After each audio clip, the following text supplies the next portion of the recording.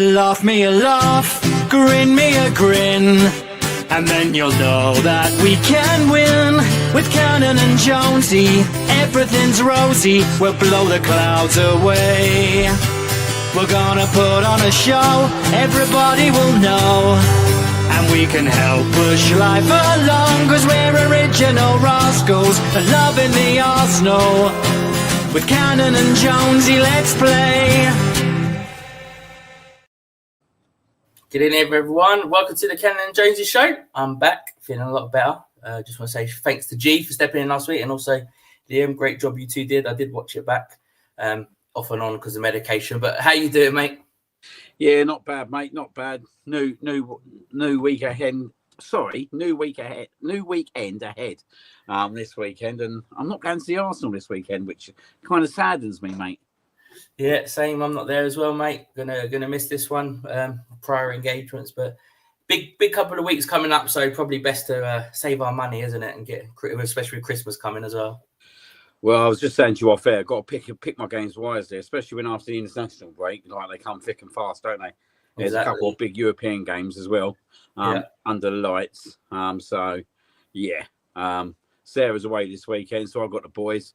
The only one thing I am worried about: 8 games I ain't been to in the Premier League. At Arsenal, we won 1. Right, so with that, we will say good evening to everyone in a bit. We have a special little thing we've got planned. It's going to be an epic show, so we'll crack straight into it. And obviously, Liam has a tribute for... We lost quite an icon from a fabulous TV show, haven't we, mate? Yeah, we have. Obviously, we're doing a tribute to Patrick Murray, who played the script of Mickey Pearce. Tonight, we pay a tribute to a man, a character who gave us laughter, warmth, and unforgettable moments on one of Britain's most iconic sitcoms. We remember Mickey Pearce and the actor who brought him to life, Patrick Murray.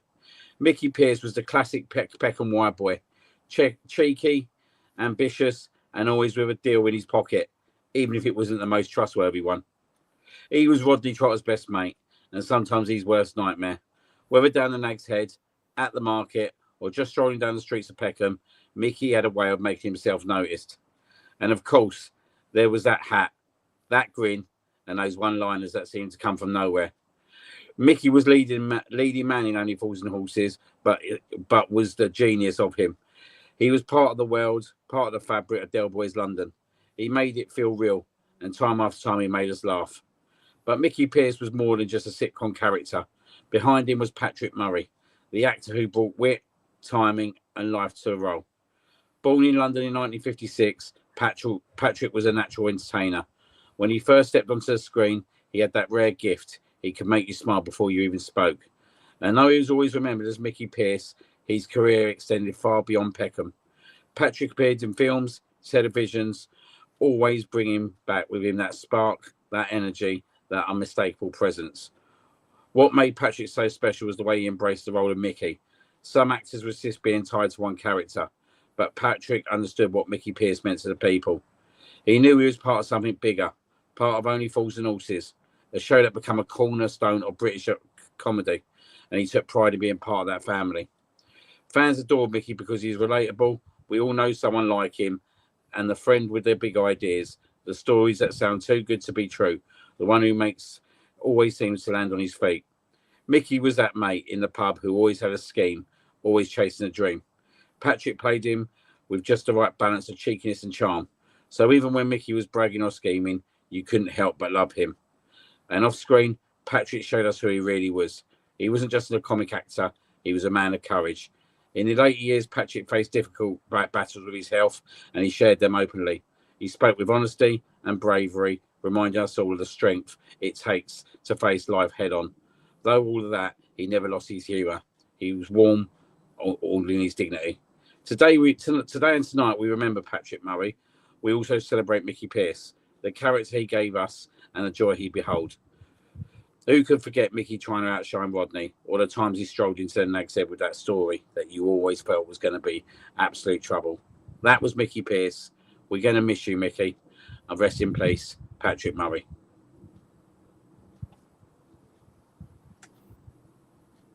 Love that, mate. Love that. Absolutely brilliant words. Yeah, he's absolute icon, weren't he, of the show? And it's so sad to see that, you know, there is a few of them now who are sadly leaving us.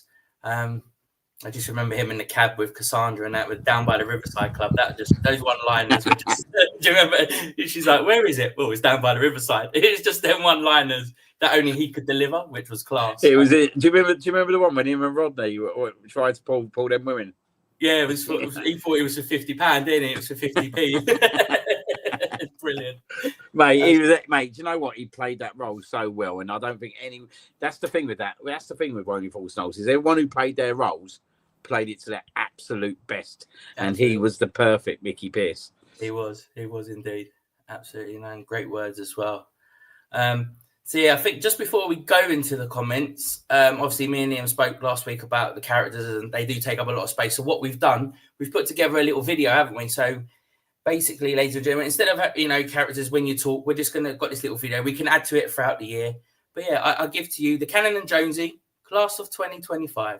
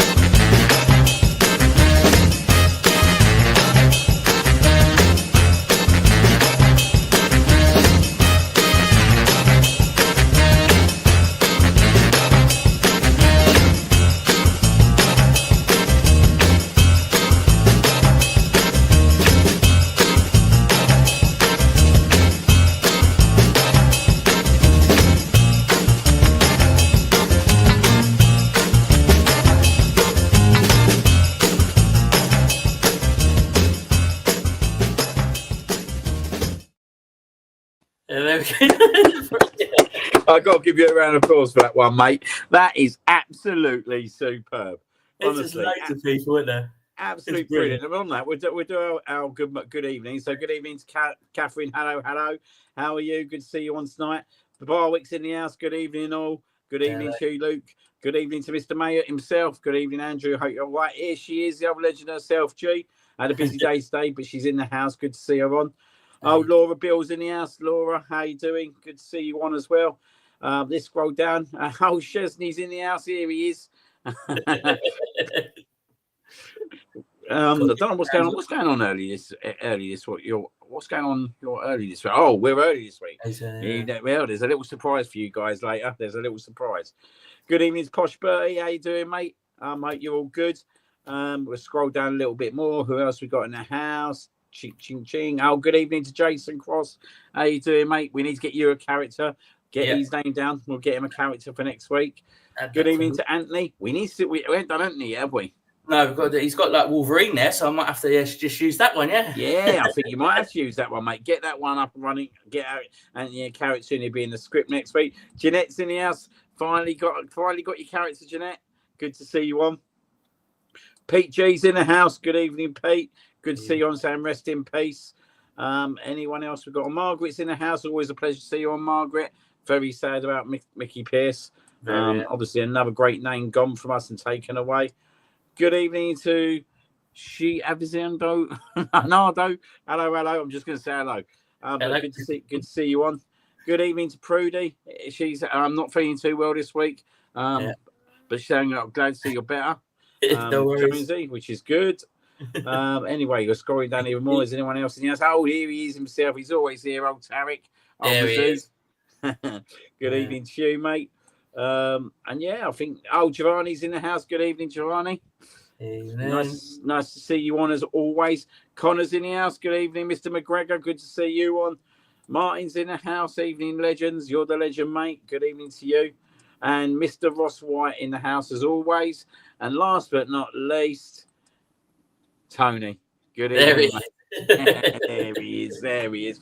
So good evening to you all. Absolute fabulous to see you all on. Always a pleasure, never a chore. We'll move on to our next segment. Let's do it.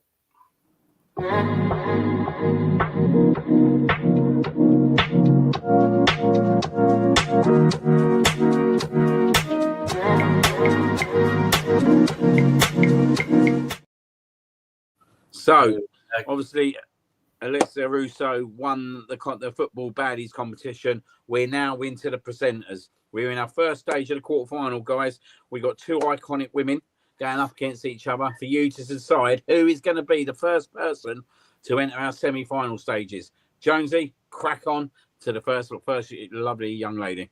Here we go. It is Katie Tracy. So, Katie Tracy, Aston Villa presenter. Yep. That's it. Match day presenter. She does and stuff there. See you later.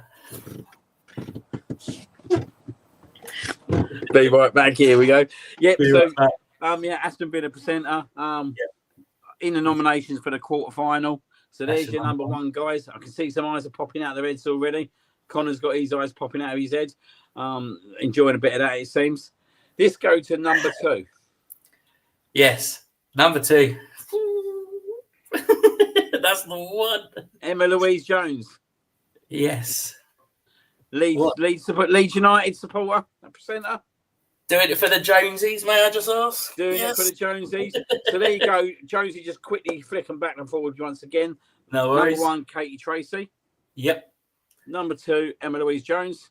There you go. Which one are you guys voting for? Fire away. Right. So Tarek's gone for number one. So we're 1-0 up. Jason's gone for number two. Posh Bertie, number two. 2-1. G, 2-2. Margaret, 3-2. VAR check. 3-3. Knight is in the house, 4-3. Gav, 4-4. Austin is in the house. He's be right back. He's gone for 5-4, number one. What? Barwick, 5-5. Giovanni, 6-5. Anthony Herbert, 7-5. Oh, let me down, guys. 8-5.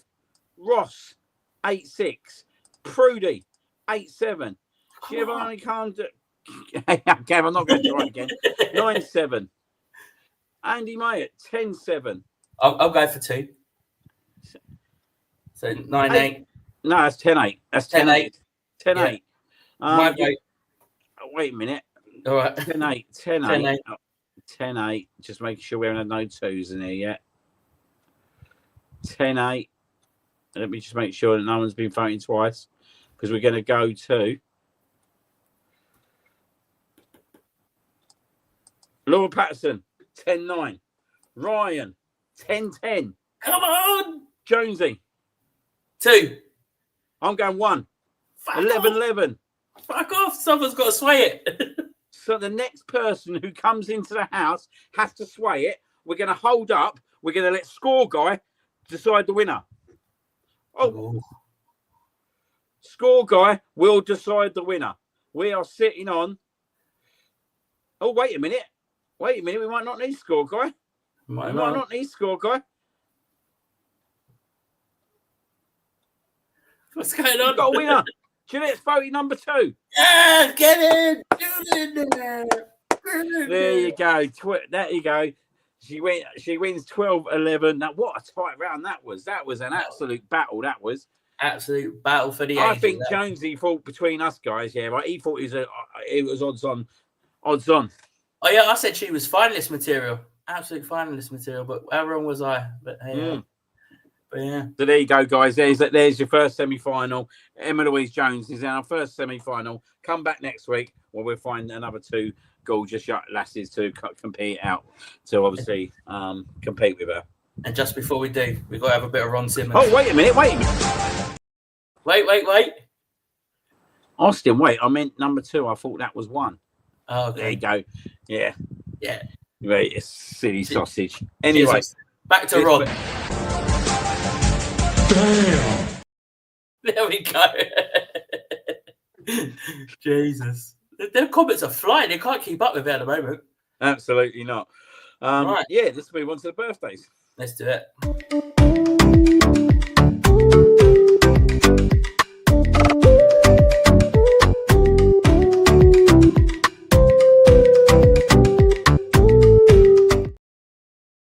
Before we do the birthdays, I'm gonna bring the legend in so he can celebrate the birthdays with us. So, guys, we're gonna bring in the man of the moment, Highbury High score guy, David. There he goes. There he is. Yeah. Here he is. How you doing? How you doing, mate? How you doing, boys? Good. Can you hear All us? good, mate. All good. Yeah, is my mic fine? Yep, we can hear you. Yep, lovely. Great. Before we get you on the hook, mate, we're going to celebrate I'd say one's an Arsenal legend, one ain't really an Arsenal legend, but we'll celebrate his birthday still. So, obviously, Jonesy, do you want to come up with the first player? Yeah, sure, no problem. So the first one we have is Thomas Rosicky. Obviously, cracking player for Arsenal, hampered by a few injuries at the club, but he scored some cracking goals, didn't he? And there you see he's got his hands on the old FA Cup there. What's your memories of him? Obviously, Dave, I'll speak to you first. Like, obviously, Thomas Rosicky, great player. Obviously, injuries didn't help, but on his day, he could unleash one hell of a shot and also a pass, couldn't he? Totally amazing player. What a great guy. A proper gooner. Always there. Crowd with him. Oh, he was just a great guy, wasn't he? How old is he today then? He is today. Actually, he is. Well, I think that's wrong because he's. So you put 67 years old. Did I cook it up? I didn't. I'll tell you how old he is now. I reckon he's only about 42, 43, isn't he? I think so. Yeah. Let's have a look. 44. There you go. 44 years old. Good age. Absolutely. I personally think, this is my honest opinion, if he didn't get the injuries he got, he'd have been one of our best players. He was. I thought he was that good. He was so good, honestly. Do you know what I always remember? You showing that FA Cup final. He come on, didn't he, with Jack Wilshere in extra time? Yeah. In that second half, and I thought them two just changed the game in that second half, and we won it in the end, didn't we, with Ramsey? But fabulous player. Absolutely. He had a good swagger about him, didn't he? He had a swagger. Yep, he did indeed. So as we do, 5-second applause for Thomas Rosicky. Happy birthday, Thomas. Right. You want to go for the next player, mate? Yeah, we'll go for the next player. He joined us, I think, in about 2007, didn't he? Yeah. We was after him for a little while before that. We didn't get him. And he come into the club. Same age, funny enough, 44 years old today. Julio Baptista. I think he's probably best known, weren't he, David, for that 4 goals? And that was at Liverpool. That was Liverpool, weren't it, as well? Yeah, don't forget. Yeah, I'm not. Yeah, it doesn't stick long in the memory, to be honest with you. I mean, he was like, yeah. I'll go with Rosicky over here, definitely. Absolutely. Yeah, I think it was a disappointing spell for him overall, wasn't it? I don't think he come in and done anything that we thought he might come in and do, considering we was chasing him for quite a while before that. So, but yeah, 44 years old today. Happy birthday, Julio Baptista.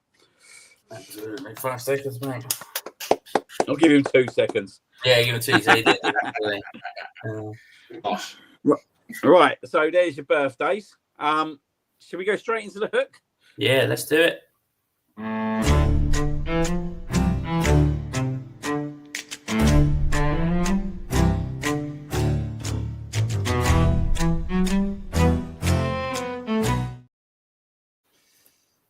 So, as you know, guys, when we get a lovely guest on, we get them on the hook and we ask them 16 questions, and this week we have got 16 questions for Score Guy. Hopefully we'll have a little bit of time at the end of the questions to any other questions that you guys may want to ask. Obviously, feel free to obviously put them in the chat, and if we can cover them off, we will. But are you ready for this, David? Yeah, 100%. Let's go do it. Right. So, first question: why Arsenal? What made you follow Arsenal? I mean, my mum worked at Luton as a tea lady back in the 50s, believe it or not. She was a big London girl. She basically got me into Arsenal football fanzines. I saw the Cannon. I just thought, you know, I was a kid. I was like, yeah, it's Arsenal. And that was where it all started, really. So my dear old mum. 5 seconds to your dear old mum, mate. By the way, is my? I just want to make sure that actually, am I all right tonight? Because sometimes I have struggled with this laptop, this iPad. Yeah, all good at the moment. Yep, good stuff. Cool. First Arsenal game. What was your first Arsenal game you ever went to? Well, I'm going to put an age on myself now. It was 1976, and it was Everton away. It was 0-0. Completely boring, dire game, but I was just hooked. So that was that. Yeah. You know, I was very young and just thought amazing. The crowd. It was obviously Old Goodison Park, which I've always enjoyed going to. Very sad that it's gone now. One of the old classic, you know. We had some great games up there, didn't we? And particularly the, what was it? 20 years ago, we had that opening game of the season. Was it 7-0 up there? So, I always enjoyed Goodison. Yeah, funny enough, the first game I remember me going to at Arsenal was a 0-0 as well. But it was at home to West Ham. But yeah, it's funny, isn't it? How you get hooked straight away. Yeah, it's just addictive. I think it's the sound, the crowd. There were all these punks in the crowd. You know, I wasn't in the Arsenal. I was like a mixed area. Football was very different back in the 70s. You know, there was a lot. There was a real edge and fear, and there was violence and everything else that was so exciting. I was hooked, mate. That was that. We do have one question for you already. A question for you: what would you do if we scored an 11th goal? Oh, I've had this already. I've got toes. They'll be coming out to play. I can do 20 easily. You know what I mean? Brilliant. So let's get there. Brilliant. Absolute brilliant. Right. Number 3 question. Who's your childhood favourite Arsenal player? There's only one person, Liam Brady. I mean, I don't need to explain why it's Liam Brady. Google him if you don't know who he is, guys. Yeah, amazing. The beginning, the main man. I don't even know who you compare him to in the present game. Unbelievable. I like to say as well, just like to celebrate this. I was named after him. My dad absolutely was excited by him. Yeah, I got that straight away. Yeah, when we started chatting, I thought, I know why he's called Liam. Yeah, absolutely. Obviously, I only got to see the clips and all that of him. It's one of them, isn't it? Like, actually, I don't know about you, Jonesy, but I'd have loved to see Liam Brady playing the flesh.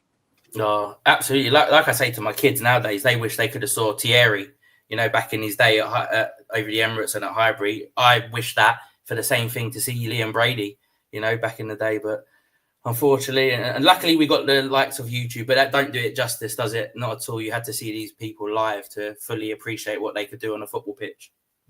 Well, this generation now, we're going to see Max grow up, and he'll be the next Liam Brady. So just sit there and watch it happen, guys. That's it. He's the one person I think that can emulate Liam Brady. So it's exciting times. We'll definitely have a little bit of a chat a little further on if we get some time about the youngsters that are coming through, because it's the best I've seen in terms of a batch of players coming through the youth system. So it's brilliant to see. Obviously, you've been to so many games, and I am interested in this one. What's your favourite ever Arsenal game you've been to? And that must be hard to pick out. It's not actually. No, because it was Arsene Wenger's first Spurs derby, 96. Yeah. Raining, Highbury, midweek. We beat them 3-1, but it was 2-1 at one point with 3 minutes to go. Ian Wright's ball goes to the corner flag. I can see it in my face now. He's wasting time. He sees Bergkamp over on the left wing and thinks, oh, I'll pass it to him. He'll hold on to the ball. He passes the ball over to Bergkamp. He cuts inside. He buries it. He scores the goal. He gets on his knees and he spins on the wet turf directly into the North Bank. And I'm in like third row and it's just mental. And I can see it now. I can feel it now.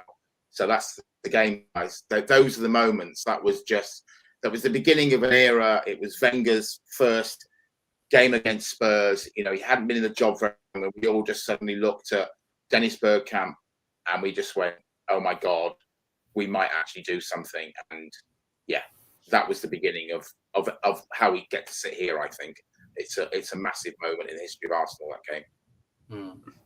Do you know the funny thing about that goal you just mentioned? I'll tell you the funniest thing about that goal is that if you watch that footage again, John Hartson's ripping the shit out of Ian Wright, isn't he? Because he ain't pulled the ball short.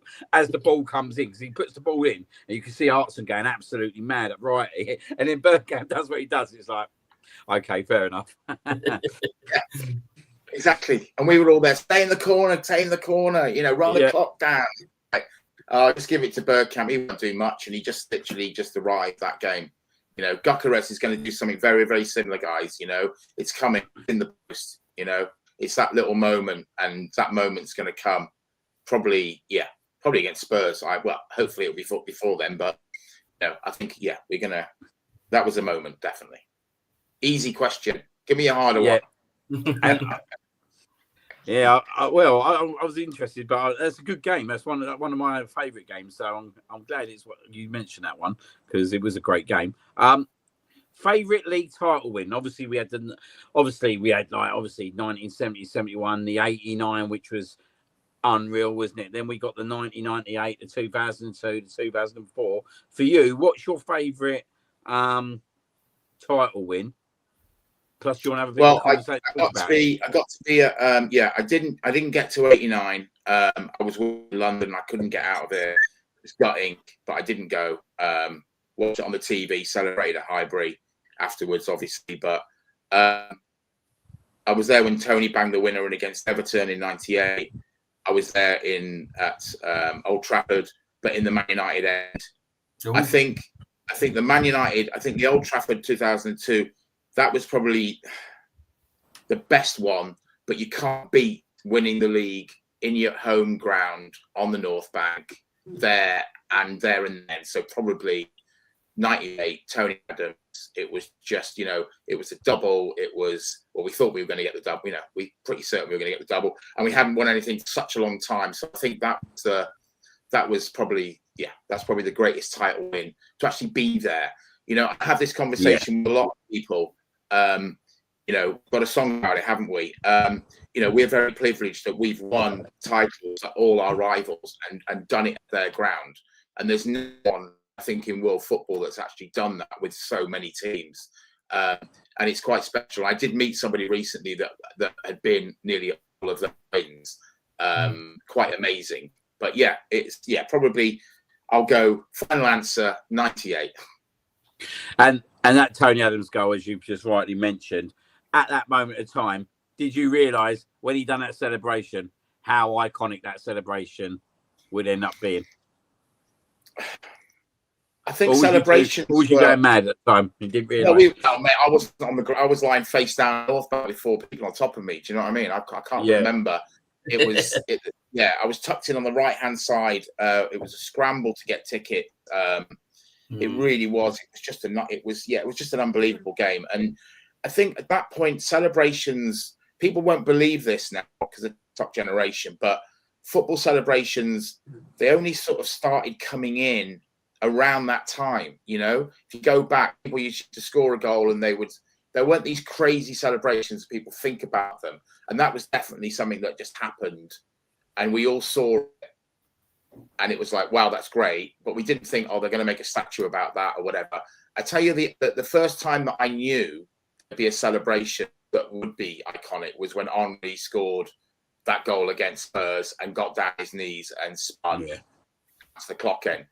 At the point, because it lasted for so long, he spun and went down. and then he just froze, didn't he? And had his head down on his knees, and we all just went, oh my God, what have we just seen? And I think that was probably the birth of the proper true football celebration.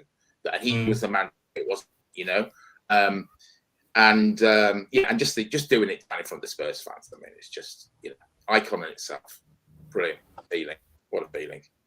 So yeah, I mean, I'd say 98, and yeah, I mean, celebrations. Listen, we could do 4 hours on celebrations if we didn't we? Because it's been amazing ones. Maybe another day. Absolutely. Next question. Give us one secret many people may not know about yourself. Well, I was very lucky in '99 after that game. I decided to contact Arsenal. I'm a photographer, and I contacted Arsenal to do a photographic book on the Emirates, on the Library. I thought it was a possibility that we might be moving soon. I'd heard rumours, they were in chats, so I came up with an idea, and they said they'd do it, and I was amazed because it was only the third time in history that Arsenal had done an official book. I did this book. I spent a year behind the scenes at Highbury. People say Emirates because it's all like it's in your brain now, isn't it? Yeah. So I spent a year at Highbury, which was unbelievable. Saw Wenger every day, hanging out with all the the players would come in and they do a lot of training on the pitch and everything. It was unbelievable. The book went on to become the best-selling Arsenal book in history. It was up for the prize of the year as being the literal book of the year.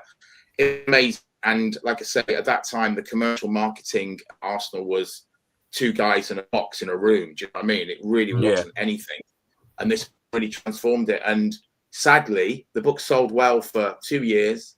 And then Hamlin came in, offered Arsenal £1 million for the book to be taken out the shelves, out of the Arsenal shop. And they did a deal for 10 books a year. And they split my book into 3 different books, rehashed it, and that was sort of the birth of the commercial.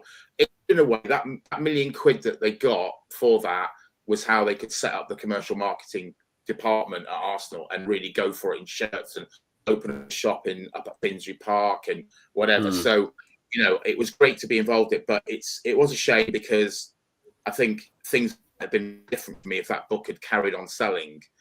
Through the shop and Memories of Marble Halls, go and Google it. It's on, you can get it on Amazon.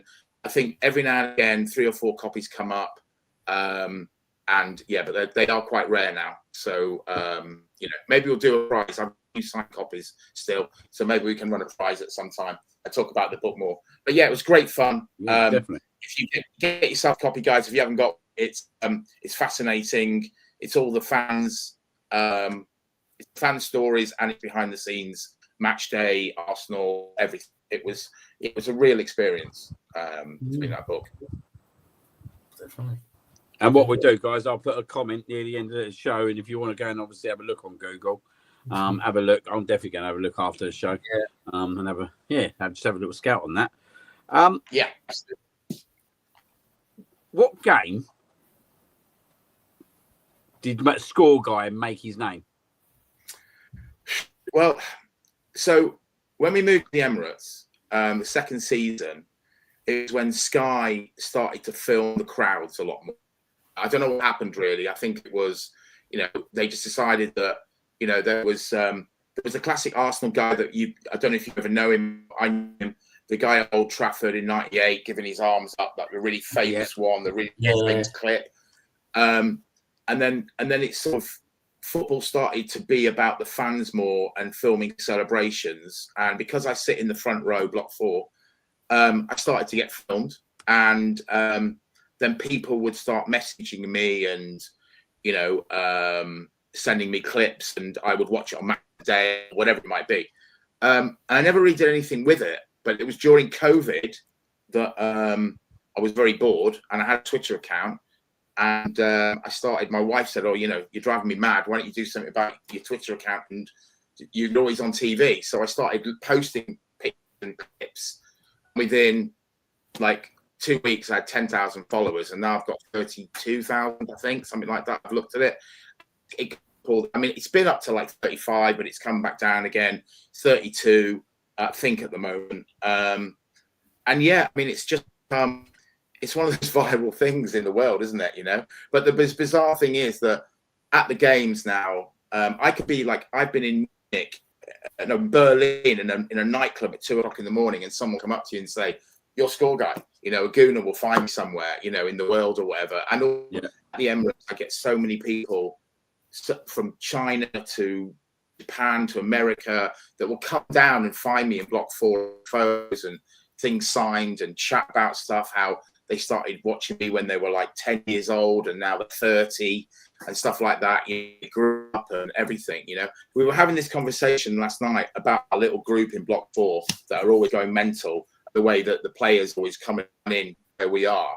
And then I was looking at Max thinking, when he was just us and we were shouting at him, I was thinking, he's probably grown up watching us going mental. You know what I mean? Over like the last 15 years or whatever. Do you know what I mean? He probably watched us when we might have been the first person, people like when he was 2 or 3 years old, going, "Oh look, there's Arsenal." Do you know what I mean? So I can't wait for him to start scoring and piling over to us. You know, it'd be brilliant. So yeah, it's a viral thing. It's a lot of fun. Yeah, and you know, Arsenal fans, they've got good banter about them, haven't they? Do you know what I mean?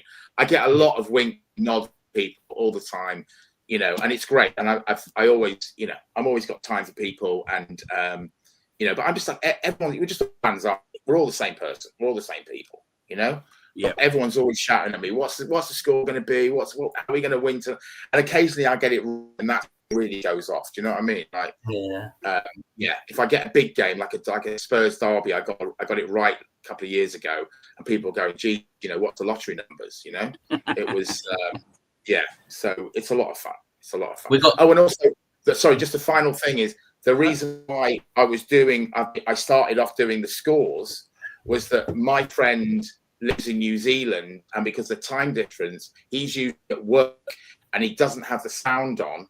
So if he looks at the screen and there's been a goal, he will see me giving him the score, and he'll go, "Oh, 2-0, brilliant." And that's how it started. He said, "Can you start putting the score up if you're on TV?"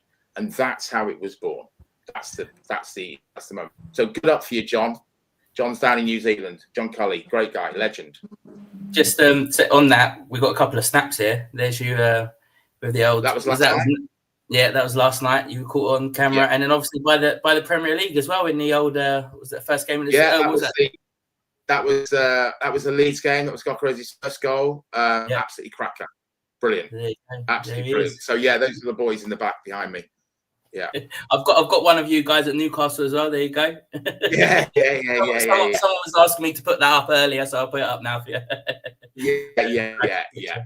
Mark, Fairground, and Ben. That is. Yeah, travelling gooners. Newcastle was amazing. And Dapo's just come on. He's the guy that's behind me. He's a big Nigerian fella, absolute legend himself. Brilliant. Some great pictures there, though, definitely. Next question. Favorite ever score guy moment in front of the cameras? I don't know if you well, there's so many, obviously, but a cheeky one was about 3 or 4 years ago, we played Chelsea. Chelsea captain Dave, unpronounceable, sounds like lecture, ask a lecture. He the ball bobbled down towards me. A few days before, a fan had thrown a ball back, playing him in the face, and there was all this stuff about don't throw the ball back and whatever. So the ball came to me. I had the ball. And as he came running towards me, there was no balls boys around. He came running towards me, and I'm like, well, I'm not going to throw it back at him. So as he came closer and closer, I just threw it, but quite hard, straight along towards Arteta, and it bobbled, and he had to run off and go and get it, swearing his head off at me. And it got picked up by, well, for starters, good old Neville, Gary. Big shout out to you, Gary. He called me a muppet. And then he retracted that soon afterwards, live on transmission, and then it went on Match of the Day in Too Good Too Bad afterwards, and they just showed a repeat of this ball bubbling down. So the next game, I think, was 4 days later. We played Man United, and I never bought a pint all day. People bought me every minute of every day of every minute of that day. It was brilliant, you know. And some guy came up to you and went, "My grandmother was at home. She loves you, and and she just loved that. She made her laugh, and she hasn't laughed recently." I thought, that's fantastic. Do you know what I mean? It's just like, great, isn't it? It's just brilliant. So yeah, so that's a good one. And then I think the other one that was a lot of fun was when Aubameyang scored against Spurs probably 4 years ago, and they did a shot, but he did it. He came in and then zoomed the camera, and they did like a slow motion bit, and it was just another kiss, and it was just perfect. It was great. That was, yeah, it's good. Got a question from Laura. She wants to know, what the score will be. Well, I'm going to go big, guys. It's going to be a 5. It's going to 0. We're going to absolutely destroy them. No handbrake this weekend. We are going to absolutely, the crowd are going to get up, and then at the end of that game, at 4:45, we will be top of the league, and we'll have a massive goal difference. And then we go over to Chelsea and Liverpool. It's happening this weekend, guys. Put your hands on it. Put everything on it. It's 5-0. If it's 0-0, don't hunt me down. There you go. You've heard it first and fastest. I'm going to tell you one moment I thought was quite funny. Me and Jonesy were with each other at the game. Am I right in saying the Declan Rice goal against Manchester United? Did they go into the crowd with you? And it was like you didn't know whether to celebrate or turn around to the camera and do it and do the score signal. Yeah. That was. We've had quite a few. Declan Rice one. He was literally on a. I think. Again, one of my funniest ones was I had a really good relationship with Lacazette. It was brilliant, and he came in and literally dived on me once, and I had his bald head literally in my face, and I grabbed hold of his head and I was licking his sweaty forehead, and it was hilarious. And we've had some brilliant moments. So, I mean, where we are, we're very lucky because there's no hoarding. There's no advertising hoarding, so it's where the subs are. So they normally run to where the subs are as well. So a lot of their family are above us, so they'll come in and they'll congregate. But the thing is, they just know, that's ground zero now, and it's proper old school hybrid when it kicks off, because everyone from behind me comes down to the front. We are 10 people piled over, and it's great. It's great fun. It's great fun. Not for the kids though, so be warned. Don't put your kids down there. We've had the kids onto the pitch sometimes because it can get quite hairy. Yeah. Favourite ever cup final you've been to? There's a few of them, isn't there? Really. I think probably in recent times, Chelsea 2017. I thought that was a really good redemption, putting Chelsea to bed at that point. Yeah. They were still good. We were just coming back, and I thought that was a good game, and I thought that was a good victory. I loved the trips to Cardiff. I loved all those Cardiff trips, even the one that we lost against Liverpool and we were robbed. But those trips to Cardiff were just fantastic. And winning at Wembley is, the old Wembley was brilliant. Yeah, I mean, I don't know I don't know. I love being in the cup final. I think the cup final is, growing up, it was the only thing that used to be on TV. People realised that, and the cup final was the game. You wanted to be in it on that Saturday. You wanted to be able to go to the game or watch it on TV. And probably my ultimate favourite one was probably 79, because that was Alan Sunderland. Last couple of minutes, 3-minute final, and I was a young guy, and I think that really cemented, the love of Arsenal, until we lost West Ham next year, and I decided that I'd had enough, and then having to enjoy the 80s, which was just rubbish. Do you know what I mean? Forbid anybody. You boys weren't born then, but the 80s were terrible. Absolutely I was alive, mate. I was alive. Okay, yeah. Yeah, 80s were just a desert until 89 came. We were just in a desert, really, weren't we? So, it's funny you say the 80s. One of the first game I went to was in 84, but I don't remember it. But I always remember the 86 League Cup final. And I always remember the phrase was, when Ian Rush scores the first goal, they never ever lose. And I think we was the first team to beat them, weren't we, in that cup final where Rush scored first? Yeah, Charlie. Yeah, you at that one? No, I wasn't actually. I was in Africa at that point, working over there, and no, I wasn't there. I was at the Luton game. Lost. Does that count? Oh yeah. Well, it counts. No, just try and forget about it. Yeah, My dad exactly. can't forget about that game. Yeah. No, I wasn't at that one, but yeah. I mean, there's so many good games. You know, there's so many, and literally, I think in the next few years, we're going to have a lot of these moments coming up quick and fast, which is going to be great. And the new generation are going to have lots of memories, and I think it's fantastic.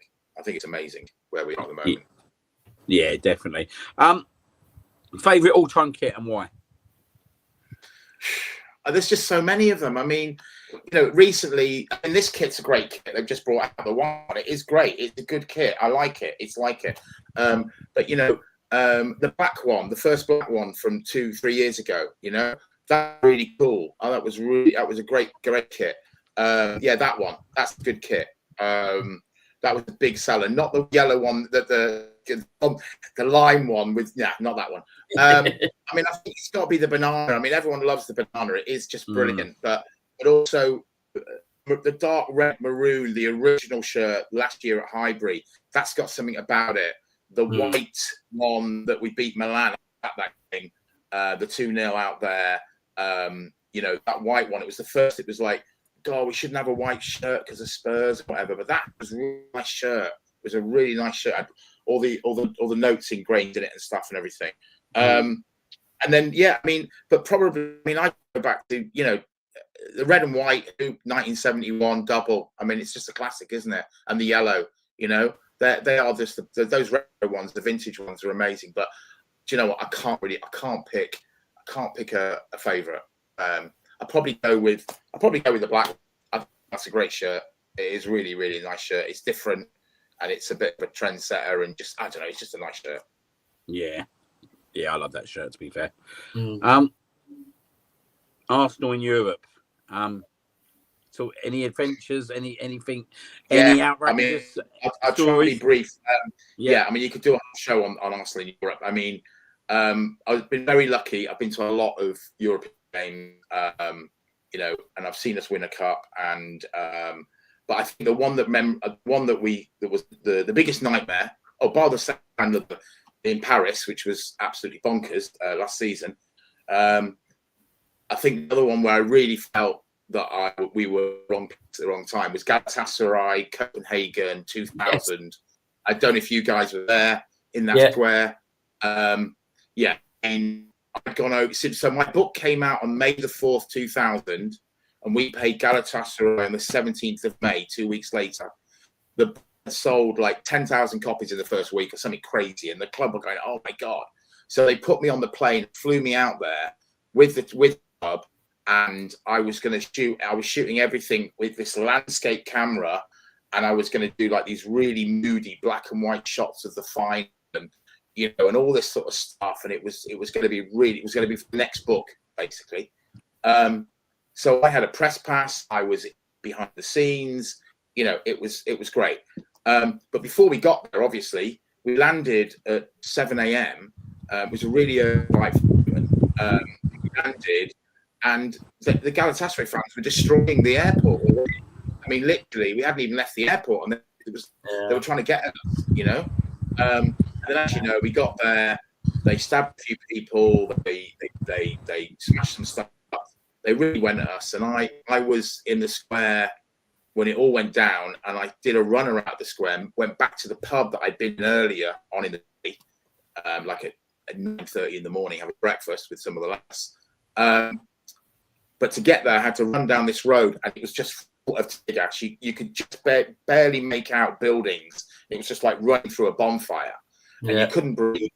And I ran into a restaurant. Now, I'd just come back from South America, and I'd been in some student riots, and they taught me that if you get a cloth, cover it in vinegar around your mouth, you can breathe, right? These are the things you pick up. So I got this tablecloth, I got vinegar, I put this around my mouth. I said to the waiter, I said, is there any trouble outside? And he went, no, it's fine, out you go. And he pushed me out, locked the door behind me, and I looked up the road, and there was 100 Galatasaray fans running down the road, being chased by 5 or 6 horses, all stick, battering them. And I started running with my knees in my chin back to that pub. Managed to get back, banged on the door. They let me in. That's it. We stayed there for 3 hours. And we were meant to be getting coaches up to the ground. And the Galatasaray fans burnt them all out. They burnt all the coaches. Yeah? But we should have won that game. We should have won on penalties. We should have won that game. He should have used Lundberg. He was in the squad. He was on the bench. Anyway, but there you go. That was the game. But yeah, that was a lot of fun, wasn't it? You learn a lot, you know? You do. I was 14 when I was out there at the time. So yeah, I definitely learned a lot when I was young. But yeah, it was very eventful, as you said. What's your favourite stadium outside Emirates and Wembley? Sorry, say that last one again. Yeah, sorry. What's your favourite stadium outside the Emirates and Wembley? Highbury. It's an easy, good question. Yeah, I know that. It weren't a trick question. You kind of stumped me there. You kind of stumped me there. Goodison Park, probably. Goodison Park. If it's not an Arsenal one, Goodison Park was my first one I went to. We went up there. We always had a crack at Goodison. It's a proper old school, you know, in your face. You know, Everton Scouts are all right. They're good lads, you know. But so yeah, probably Everton. Favourite ever Arsenal goal you've seen live? Dennis Bergkamp. We've covered it. Dennis Bergkamp, 3-1. It's got to be. It's got to be. Yeah. And you know, go on. Sorry, go on. No, go on. No, it's fine. I've said 3-1. Yep. What's the biggest limbs you've been involved in when there's been a magical moment occurred? What is that ultimate moment?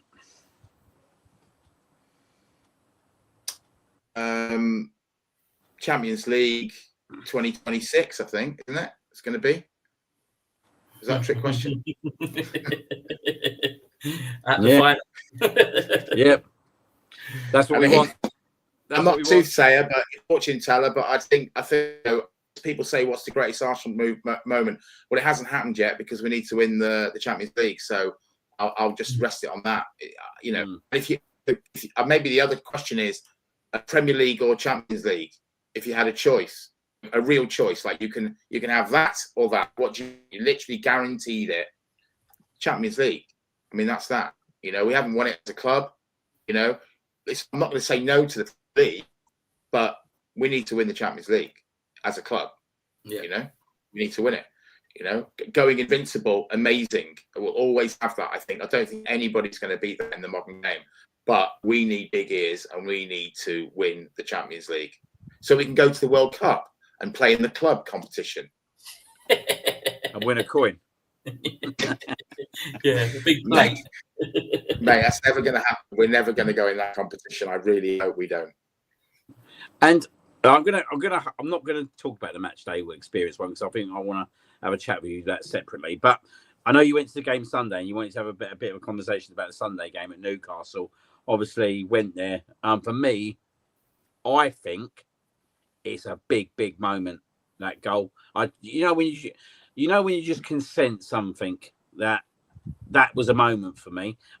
My personal opinion, we had to get over the line at St James's Park. Obviously, what was it like being there Sunday, and what kind of where do you think we go from here with that goal? Because, as I've said, like for me, back in like 2002, 2004, when went on to win titles, we used to travel. I used to go home away for those games, and you would turn up somewhere, and a moment would happen, and you that real swagger as a fan base. And going up to Newcastle at the weekend, we arrived all with confidence going into the ground. You could sense it. It was like we've been there. We scored 1 goal in 5 games up there or something crazy. So why this? I was looking around thinking, well, why has everyone got this attitude and real desire and focus? And it was like, we feel we can do this. And when we started off so well, and then they got that cheeky goal back, it was like, okay, we're still going to win this game. And the fans were amazing. I mean, I've got to go back quite a few years in an away game where it felt like that. I go back like quite a few years, like 4 or 5 years to get that moment, really. And it's probably in the FA Cup or something like that, on that run that that it probably was, and maybe it was even before then. Maybe it was even when Emery was around. But we had that moment for quite a while in the game, like a last-minute winner when it meant so much. Like, I think the last time we scored away last minute was Declan Rice 2 years ago against Luton. I think it was 4-3 in the end. Something like that happened, and that was like a big game. It was against Luton, and it didn't really make much difference to everything. But this is massive, and the atmosphere in there, and the atmosphere with that goal, I mean, it was like everybody had their shirts off. Everybody was going absolutely mental. You've probably seen all the videos on social and everything. It was crazy. My mate Fairground, he was going absolutely bonkers because he'd put quite a big bet on that game. He'd worked how much he spent the weekend, and he decided that he would go double or quits. Thank God we won, because he'd have been skinned afterwards otherwise. So it was a lot of fun. It really was a moment, and the Newcastle fans, they were great. The people in Newcastle as well. It's an amazing place for an away game because everybody is so friendly, unbelievably friendly, and a lot of the guys came out. They were given a bit of banter, but they were quite pleased because they were like, "Go on and win the thing now. We don't want Isak to get a medal. Please go and win it. Go and win the." And even though they obviously would have liked to have won it, but they didn't. But then they were like, "Okay, that's quite good. Arsenal have got a chance. They might, And I realised a lot of them said you were just far too deep because every time Newcastle took off a player, they were bringing on a player or maybe around the same standard. We were taking off players and bringing on much better players off the bench. That's the difference. We were taking off Mascara, putting on Saliba. We're bringing on Odegaard. We're bringing on first team world-class players into the team. And I think that's the difference that we have at Arsenal now. You look last night, bench could win the league. Our bench last night was unbelievable, right? I mean, it's got everything there in that bench. And yet we've got good players on the pitch as well. And, last night was a half handbrake job, I call it. It was like, let's see what happens. We can't lose. We don't want to. It's the first home game. It's very much, we need to win this game, but we certainly can't lose it. We need to keep momentum. And of course, in the end, it's great. It's good experience because you also got to remember a lot of these guys, they've not played in the Champions League a lot, really haven't. So it's a good experience. It's all about experience and about building it, certainly like Eze, it's his second Champions League game. It's unbelievable because it's quality there. And that's always come to Arsenal, So, Newcastle was good. And it's funny you should mention Eze because I was just about to go on to Eze. Player that me and Jonesy have been wanting for quite a number of seasons now. Game-changing signing, that one? It's the one I wanted from the outset. And as soon as I was, watched him last year and, watched him in the FA Cup and just thought, if there's, if I had a Premier League that was going to come and add that little bit of something onto our team, I thought he's the guy. We let him go, sadly. Let him go. He wants to come back. Let's make it happen. Make it happen for him and make it happen for us. And, he's going to fit in. He's playing Premier League. He doesn't need to, he's just playing for another team now, but he's playing for his team. And he will be an absolute game changer, I think. Look what he's done already, scored, assisted, created, not only that, he was on the bench. He's already like, okay, we'll put out our slightly B team last night and he's already in the A team. He's on the bench with Saka. Do you know what I mean? He's got the England option. I mean, England games scare the hell out of me now because we're supplying half the team, right? And there's I'm an Arsenal supporter and it scares me. Yeah. And obviously my last question, the Howe End Academy, as you've rightly said, Max Dowman looks like the most exciting talent we've had come out of a product line. If we're being totally honest, we produce players like Ashley Cole, Jack Wilshere and Bukayo Saka. And obviously we've got Skelly and Waneri coming through as well. How special do you think these three guys can be? Because obviously the first two, in terms of Skelly in one area, have had quite an exposure now in terms of first team football. And for Max Dowman, it ain't too long around the corner either, is it? No, I mean, Skelly's like already. He's like the cheat code that's completed. He's the guy. He's a man. He's a guy. You can just put him in anything, right? He's reached his. He's going to get better, obviously, but he's a complete package, and I can see him moving into midfield eventually as well. And I'm wary. I'm a massive Nathan fan. I was pushing for him. I couldn't understand last year when Odegaard got injured for such a long time why we didn't play him more. It was an opportunity for him to get experience. We were desperate, and maybe he had a niggle, maybe I don't know, but certainly I think he can come in at any point and he can play 2 or 3 positions. So they're fantastic, and they're still very, very young. You've got to remember they are so young. And then you've got to remember that Max, I mean, no one knows. I mean, I've heard things being mentioned, but he could be anybody. He can go and emulate. He'll go and be Max, but he'll go and be Max Dowman. He's got no fear. These kids have got no fear. He runs. He's already a decent size, but his bones are still growing. He's still growing. I saw Rice FaceTime the other day, and Max was in his school uniform, and Rice was like, "What the hell?" Do you know what I mean?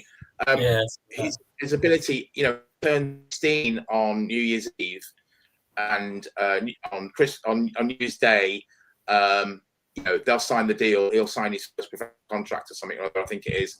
But the most exciting thing is he needs to come on against Madrid or Bayern Munich, and he was the youngest ever Champions League player. And I know it's not all about history and tags and whatever, but he deserves it at this point to have that emulation for himself, his growth pattern. He deserves to come on and play a 20-minute game. And I'm hoping he does very soon, because what I've seen him do is amazing. He's just directional, isn't he? He has an amazing skill, unbelievable. So yeah, we are future's bright, boys. That's all I can say. Yeah, definitely. He is unbelievably bright. Got one other question for you. Last question. Yeah. What do you think of Tottenham?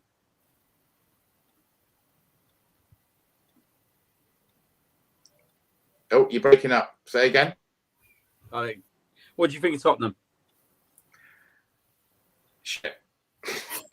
Thank you. Before we let you go, David, we've got one other little thing we're going to do for you. We got a little segment. Jonesy, do you want to fire away? Yeah.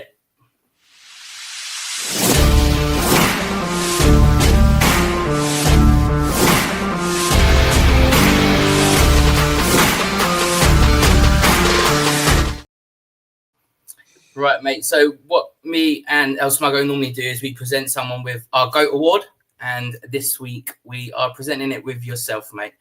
There was a comment we saw here. I need to grab it back because it pretty much sums up what I was thinking as well. We were watching you when I was a kid, and now I'm a grown man. You're a big part of the identity of the club, and I think you've done that, with what you do in the ground, with even just putting up your fingers at the score and stuff like that. But it's giving the club identity, it's giving it character, and it's good to see the likes of you doing it rather than other certain characters who we won't name doing stuff and bits and bobs around the place.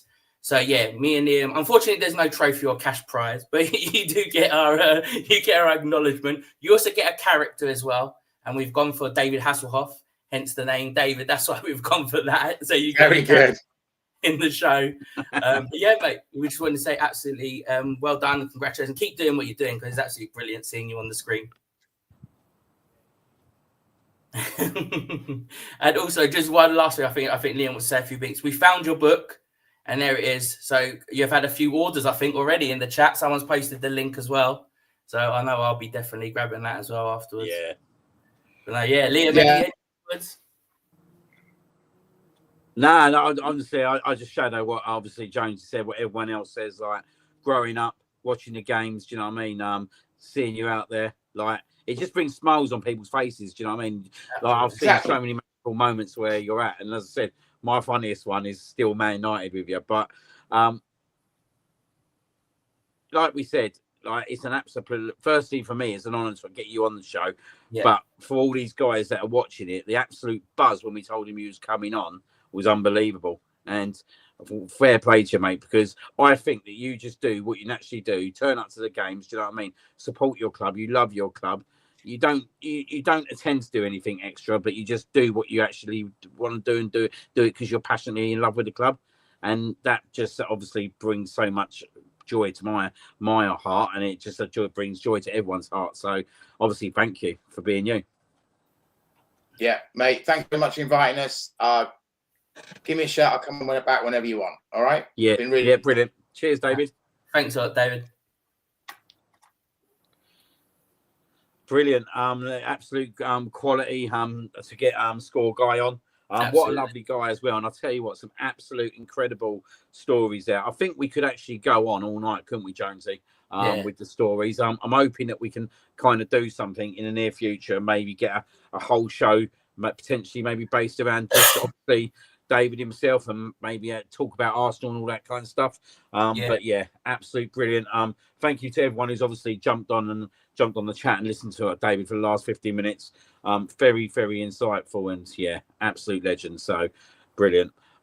Jonesy, are we going to move on to the next segment?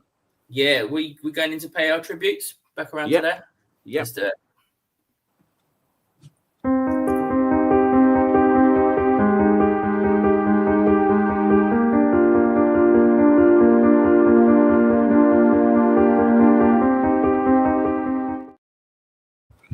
So this week, we got two more icons, didn't we, Jonesy?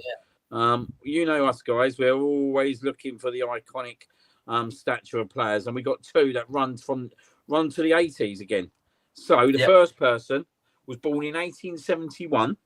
He played 72 games for Arsenal and scored 3 goals. His name was David Howard. There he is. Obviously not the most clearest of pictures, but we are talking about a player that was playing probably in the late 90s, early 1990s. In the 1990s, there's a good one for you. Look at that. That is a picture. But that is an old picture, that is, isn't it? But yeah, 72 appearances, 3 goals. Well, he's not a happy birthday, is it, as such, guys? But you know what I mean? Just give him a 5-second round of applause. Yeah. Happy heavenly birthday was the word I was looking for. That's it. The second person is called Craig McGooch. Was born in 1874. He played 14 games with 14 goals. I tell you what, he's got a mouth on him, isn't he? Jesus, he looks like he's had a few scraps, mate. Definitely. Mate, he's another one that I don't think I'd want to scrap with whatsoever. Absolutely not. But yeah, a happy heavenly birthday to Craig as well. So there's our two tributes for segment of the week. We're going to now go on to our next segment, which is the crumble. Ooh.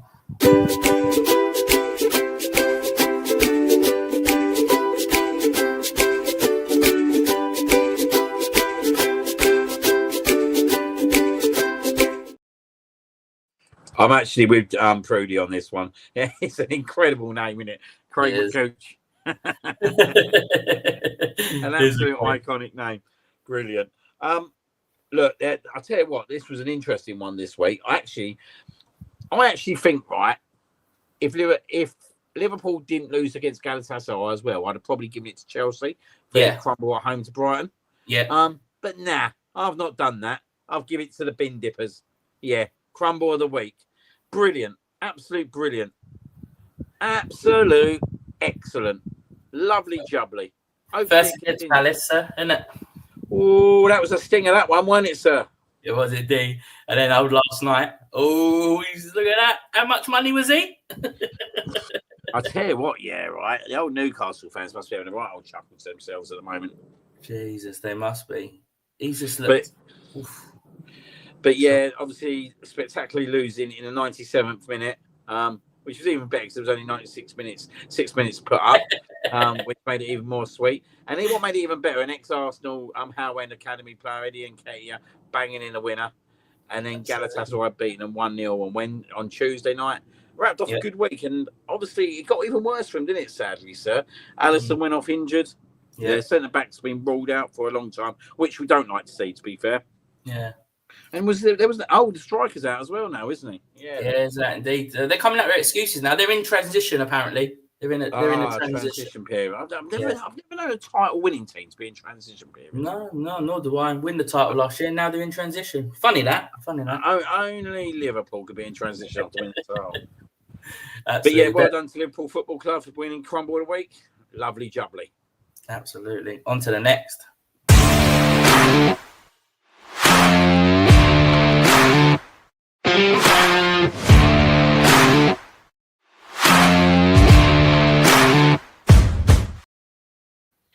It's quite interesting, really. I'm wondering if I should show them up here now, because when David said about, obviously, how well they took it in the stadium, actually, the social media world of Newcastle fans is just unbelievable, isn't it? Like, you was absolutely ripped to pieces most of that game. Yeah. You scored right against the game. You scored right against... Oh, look at that. Look at that. But you scored right against the run of play. You didn't really do much in the game. And there was only one winner when it went back to 1-0. So I don't really understand what the issue is here. What is the issue? You lost the game. I think you thoroughly deserved to lose the game as well. But all I've seen is like them digging out Arsenal. It's quite humorous, to be fair. Mate, it's hilarious. The amount of tears I've seen from Newcastle fans, it's just crazy. It's just like Liverpool all over again. But it's, you know, the moaning about Gabriel and stuff like that. It's just he should have been sent off. It should have been a penalty against him. You know, they forget what Gamirez did to Jorginho. Was it last season? You know, where he forearmed him in the back of the head. Apparently, that's legal to do at Newcastle. So season before that was, wasn't it? Season before. There you go. So I don't think there's any reason why there. But I've got a little picture here that I think all Newcastle fans should just do and deal with it. That's what they should do. Just deal with it, all right? Brilliant, mate. I tell you what, I did. He's got the whitest pair of gnashes I've ever seen in my life. He has indeed. But yeah, they are a pair of blings, aren't they? Deal with it. Just deal with it. No, I totally agree with Jonesy. 100%. They need to deal with it. I thought they were totally outplayed for at least 70 minutes of that game. Yeah. And I thoroughly, happy with that 2-1 win. John Cena, you can't see me. Couldn't see Gabriel, could you? In the 95th minute. No, they could not.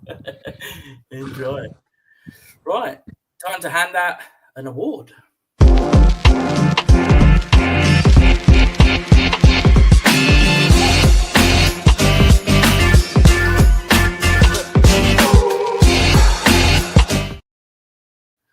Now, I said a couple of weeks ago, I said it on Joey's last show, this guy's time was coming. Now he's not on the I'll see you in next Tuesday list already. I blame myself. Jonesy blames himself.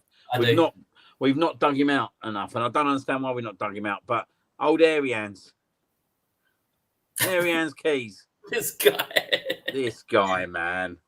He's just look at. He's got no neck. What's wrong with this guy? Like, he's so arrogant with it, isn't he? He is. What are you arrogant about, mate? What are you arrogant about all the time? He's jealous of Arteta's hair. That's what it is, mate. He always wants him sent off, don't he? I would be looking like that, mate. Jesus. You didn't pull out his best picture, did you? Or maybe you did. I don't know. That was it. That was the best I could come up with, and it's not AI. But yeah, hairy hands. You should have been on the list ages ago. You're an absolute disgraceful human being. Not someone that we condone. And you talk shit as well. So, get on the I'll see you next Tuesday list. Absolutely. Enjoy your award. Yeah, I think, and there's a few splifted words there. Love the one from Margaret with the anchor. Like that one. Definitely. Even Dundee, an old Chief, saying he's actually jealous. To be fair, we're all jealous of Arteta's there, really. We are jealous. Yeah. But yeah, what's that, Pete? I can't understand that, mate. I could him for being it. Mate, you've had a nightmare there. He could be on it for 2 weeks ago, maybe. I think what he said. Yeah. You've had a bit of a mare there, mate. That's me doing my WhatsApp messages. That is. Ross saying Muppet. Yeah, and Laura saying they caught his bad side. Are you sure they did catch his bad side, though, Laura? Are you sure? Every side's bad, if you ask me. But yeah, congratulations, Arians. You are this week's. See you next Tuesday. Enjoy it. Right, next one.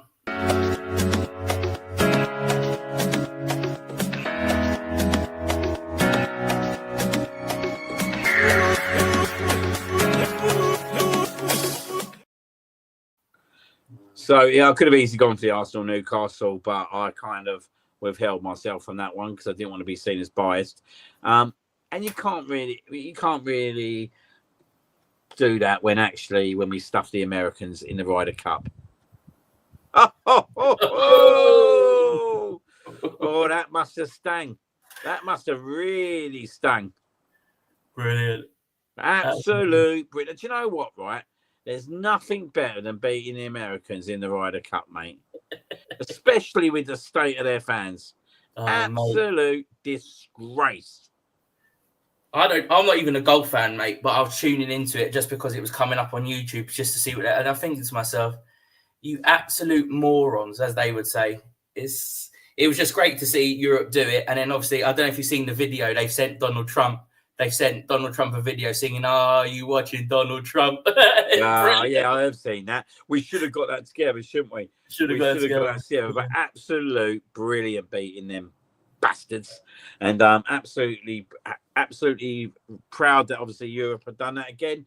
And yeah, that's another couple of years where the trophy's in its rightful place. Not across the ocean. Too right indeed. Congratulations. To be fair, Russ, I totally agree with that. But I'm not sure the chief would agree with that whatsoever. He's in as well, the old chief. Mate, I nearly mentioned it. I thought better not. Do you know what I mean? I'll leave that one to the Ashes, chief. I'll leave that one to the Ashes. I'm gonna have to get him one, you know. I'm gonna have to get old chief a character. I'm thinking, Crocodile Dundee. I might get him in an Arsenal shirt. Yeah, actually, we'll get that sorted, chief. Next week, you got a character, mate. Crocodile Dundee's a brilliant one. Yeah, that's a great one. Paul Hogan. That is a brilliant one. I knew you'd have a little nibble with that Ross on that one. Get stuffed. All Arsenal here, mate. We're all Arsenal here. Absolutely. Anyway, we'll move onwards. All right, let's find out who's made the list.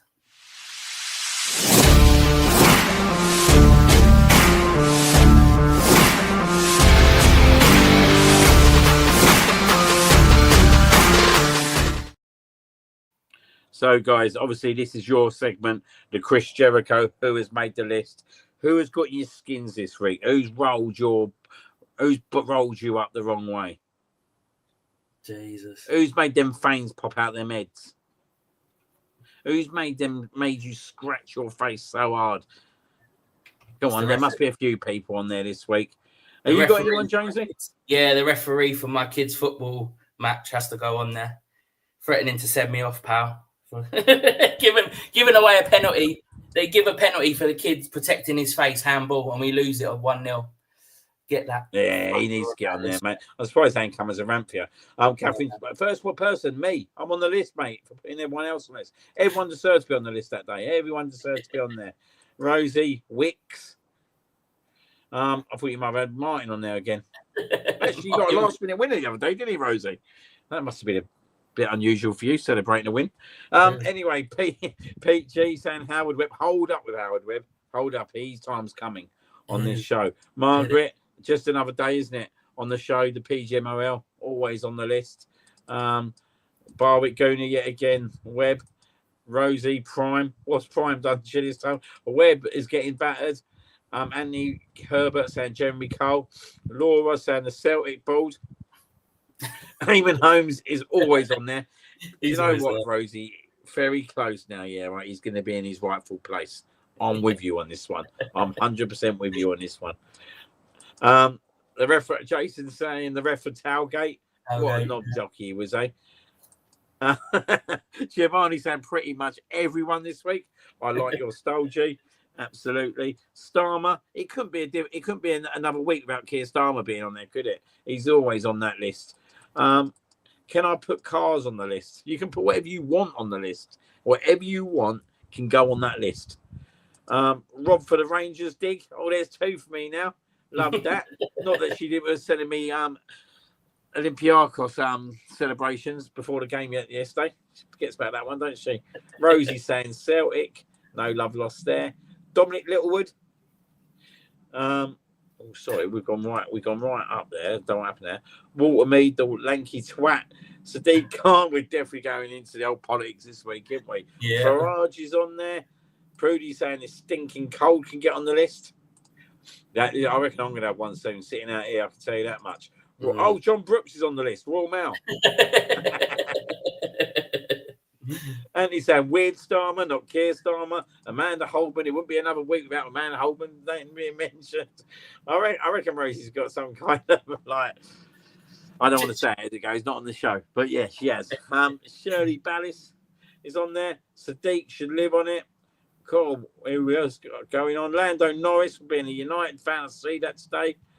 Rosie's whacking on Reform. Coronation Street's on there. Prudy should go on there for celebrating KFC. Put Prudy on the list. Yeah. Prudy.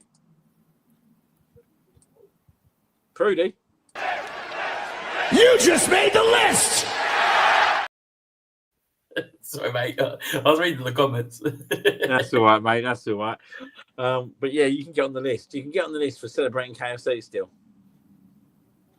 Farage is on there again from Giovanni. But any politician, Bertie says, I think that's not a bad one out of this. Leave KFC out of this. Absolutely put KFC in this. Absolutely disgraceful. Do you like seeing your friend get robbed of money off their staff? Rosie. You just made the list! That's right. You just made the list. He's going bad. There's a list. Yeah, she's on the list, mate. She's on the list. Here we go. Nando's on the list. Who else? Is the Cannon allowing KFC to be mentioned on the show this soon after? Absolutely not. Do you know what? Yet again, mate. KFC.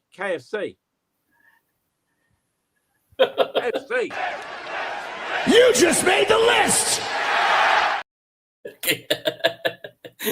That's free already. Prosperity saying Arteta's done well this week, so he's off my list for nominations for now.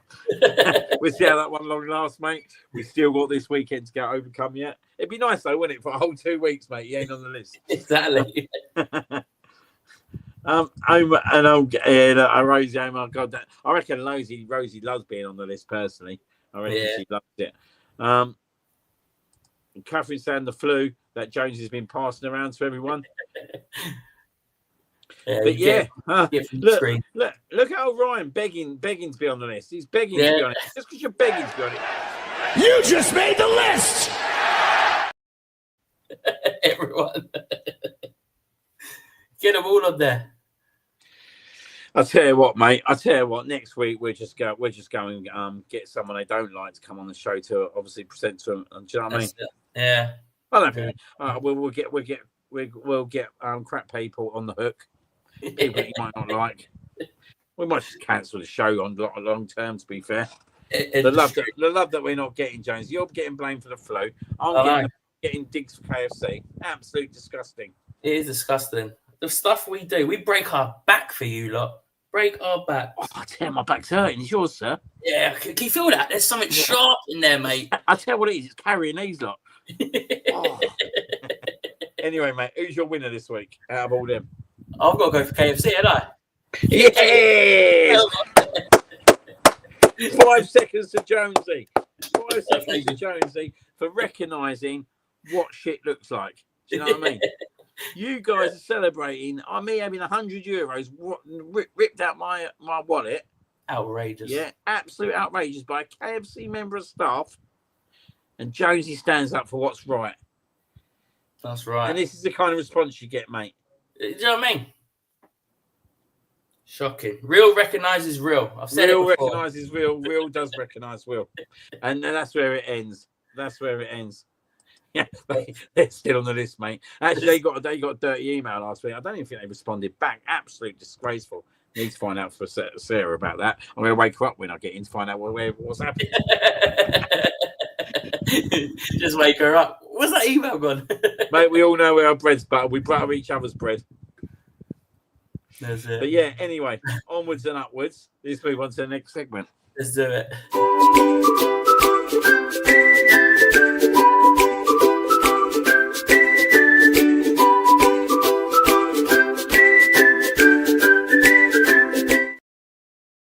Oh, Ross White's favourite segment. Eco-friendly, of course. Eco-friendly. Look, this guy, yeah, right. He's been on everything else. I think this is the last thing I can put him on. So he's already been on the See You Next Tuesday. He's already on the Porridge List. And I thought, well, I didn't put him on the wet wipe. Mate, do you know what? I reckon the wet wipe's probably the most insulting one for him. He's even got a segment named after him. Do you know what I mean? The old corrupt files. Yeah. There's not much more we can give him. he's got the corrupt files. He's been on the Porridge. Yeah. As I said, he's been on the Porridge and he's been on the See You Next Tuesday. Howard Webb, get yourself on the wet wipe list. You, my friend, talk absolute bullcrap. He is. He's a fucking arsehole. I'm gonna swear. Fuck absolute bullcrap. All right. I got to be honest with you, I thought they stopped doing this show. Yeah, I thought it was stopped from this season. I thought, Ref Watch stopped, didn't it? That one where they have them on. But then it seems to have all come back. But who wants to watch? And, Owen as well. Fuck, both of them. It's like watching your shit float around the bottom of the toilet. That's what it's like watching, mate. It's absolute drivel. All employed. I tell you what, mate, I'd rather watch that at the bottom of my toilet as well. That's what I'd rather watch. It float round, mate, with a fucking fairy out on the top. How Ross lays it down. The facts hard. Howard Webb is not eco-friendly. No, he's not. Assuming, absolutely fully agree, mate. Bell ends. We've got some other folks for wet wipe. Jamie O'Hara. Yeah. What? It was interesting. He was talking about crumbling. Yeah. He's looked like he's at about 10 crumbles. Exactly. While cheating on his wife. But yeah, so. Anyway, we'll move on that point. We'll move that on. As old Jason says, the web of lies. It'll all come out, mate. It'll all come out. Do you know what I mean? Catherine's saying it's like watching the water try to go down after you clogged it. Everything's just swirling around and making a mess. And Ross White, Michael Owen can go on the list as well. He's already got this segment. He's got the segment, yeah. He's already got this segment, the wet wipe segment. Do you know what I mean? And yeah. He materializes everything that I feel in wet wipe. Yeah, he's. You look up wet wipe, it's him. It is him. It's absolutely him. There's a picture of him. It's a fucking. I just can't anymore with it. It's just absolutely. Oh no, I'm not even going to bother. I've just got over it, so I'm not going to bother. I've got to be honest with you. I've seen that goal, Laura. Oh, I reckon Rosie's paid him off. Absolute disgraceful decision. Rosie's definitely paid him off there, mate, for a few cheap nibbles. Absolutely disgusting. That was. I just can't work it out still. But yeah, Howard Webb, we're not even going to talk about you anymore. You are this week's wet wipe. You are a See You Next Tuesday. You are on the Porridge List, and you've got your own corrupt files. And as Jason said, the web of lies as well. Damn right. Let's move on. Yeah.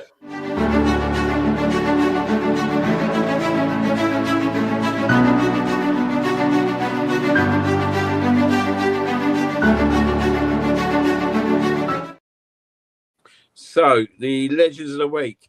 Iconically, after last week, obviously celebrating the Arsenal women being the team of the year, we're now celebrating another women's team, the England's rugby team, for winning the World Cup. Was it 13-33?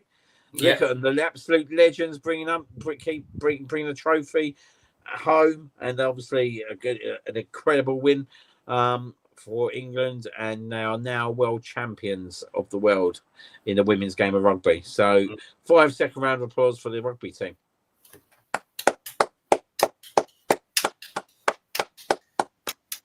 Brilliant. We'll probably get to another final, the men's, and lose again. Do you know what I mean? Or get to semi-final, get beaten in the last minute like last time. Yeah, probably. Do you remember that? You was around here, weren't you? Yeah. Yeah, I was around there. It was Arsenal Chelsea, weren't it? And then that Yeah. I couldn't believe it. It was like unbelievable. And they actually went and won it, South Africa, in the end, didn't they? Went on to it. Yeah. Yeah, sore times that one. Sore times. But yeah, let's move on to the next segment.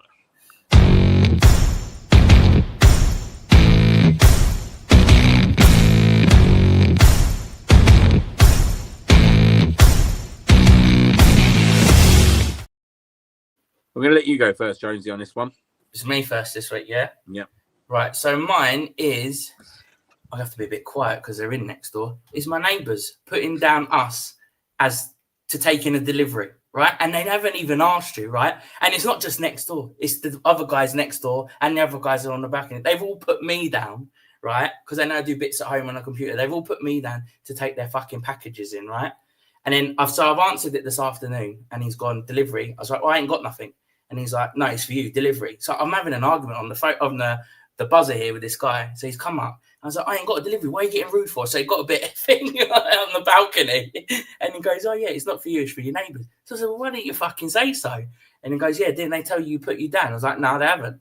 So me, it's for neighbours, not telling you they've put you down as the fucking people to take in your delivery. And I'm not talking small boxes, pal. I'm talking about steel pans that come in and they take up the fucking room and I've got to climb over them. And then they don't come and knock to get them, mate. I've got to go fucking next door and knock and say your package is here. Right, before I carry on anymore, I'll stop there. But that's mine. They've taken the piss out of you, ain't they? Mate, and it's all of them along this fucking landing. They're sitting there thinking, good old Jonesy, he'll be in. I'll tell you, he'll be in. Yeah. They'll do the dirty work. Or they go out and do what they got to do. Exactly. Absolute piss take. Do you know what mine is this week? And no, it's not KFC. It could have been KFC because I'm still smiling. Do you know what mine is? Food outlets that do home deliveries. Oh, yeah. What is it? Yeah, right. Well, you do a fucking home delivery, yeah, right, and they send you a loaf of bread which goes out of date tomorrow. Do you think, right, that I'm going to eat a loaf of bread, yeah, right, that's got 1 day on it, and I'm going to eat the whole loaf of bread in that time? Yeah. But it's not even that, mate. It's the pita bread, 2 days date on it. The wraps, 2 days date on it. The bread, 1 day's date on it. Like, how am I going to eat all that bread in 2 days? It's absolute disgraceful, mate. Like, you should be given at least a minimum, right, 3 days life when you have it, when you're doing an order. At least a 3 days life. But it happens time and time and time again. And do you know what? I forget to check, yeah, right? I bring the shopping in, I put it in, yeah, right? And I think, well, do you know what, right? I was going to make myself kebabs on Monday. And I got them in Saturday. Or no, Tuesday it was. And I got them in Saturday. Got these pita breads. They're already a day out of date. Fucking hell. They're already a day out of date, mate. And I've only got them in the house on a Saturday for a delivery. Absolute piss take. Sort yourselves out. Sort yourselves out. Because it's not on, it's not right. And every customer should have at least 3 days life. Like, you go into a shop, mate, you're not buying that bread. You're not buying that bread if it's got 1 day's life in it, are you? Cool. Nah, definitely. You buy it to last for you at least 3-4 days.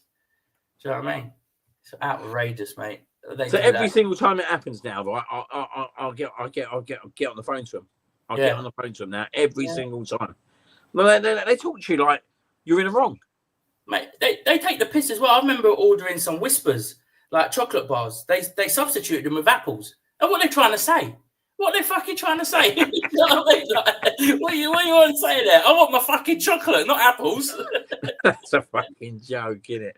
That's a joke. Mistake, I've got to finalise the shopping. I do it every time I get off. That little fun fact for you all. Every time I get off here on a Thursday night, Jonesy will now got to finalise the shopping. And I've got to finalise it now, yeah, right? But I know by tomorrow when it comes in, I'm going to be pissed off. So by 9 o'clock tomorrow morning, because I usually do an 8 till 10, I'm going to be pissed off because actually every bit of bread has literally got a day's life on it. Absolute bullshit. Bullshit. But you know what? I ain't got time to go shopping either, so I'm going to have to continue with it. Exactly. So there you go, guys. What are you going for this week? Who's the winner? Is it Jonesy with the neighbours taking the piss out of him? Or is it the home delivery? I mean, it's not really the home delivery driver, is it? It's actually the companies. The useless staff that don't want to be getting up at 4 o'clock in the morning and don't give a shit or picking your shopping.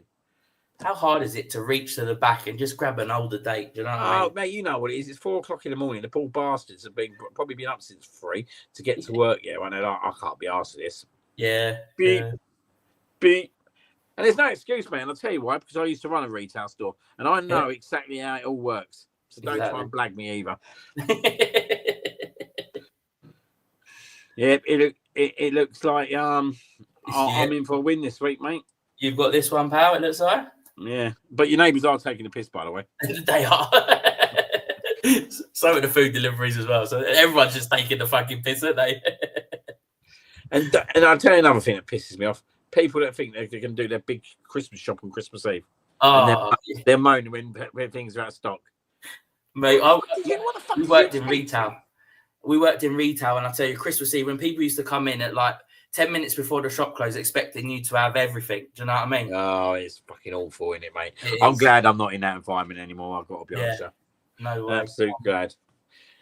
Yep, so that's this week. The Cannon is your winner. We'll move on. Done, mate. He ain't won much this week, by the way, but that will go on in a minute. Wicked. Right. On to some porridge now, yeah? Yep.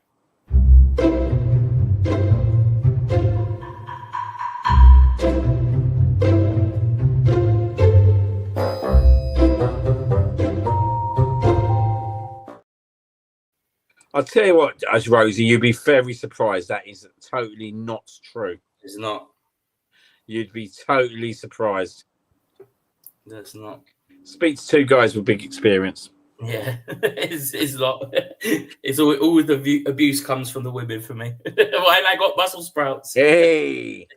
Anyway, actually, this guy I'm putting on the list this week, I actually got. I couldn't believe it. I put a tweet out. Yeah, right. Didn't think much of it. He ended up getting 3.7k likes. Mr. West Ham fan himself, Ian Abraham Moores.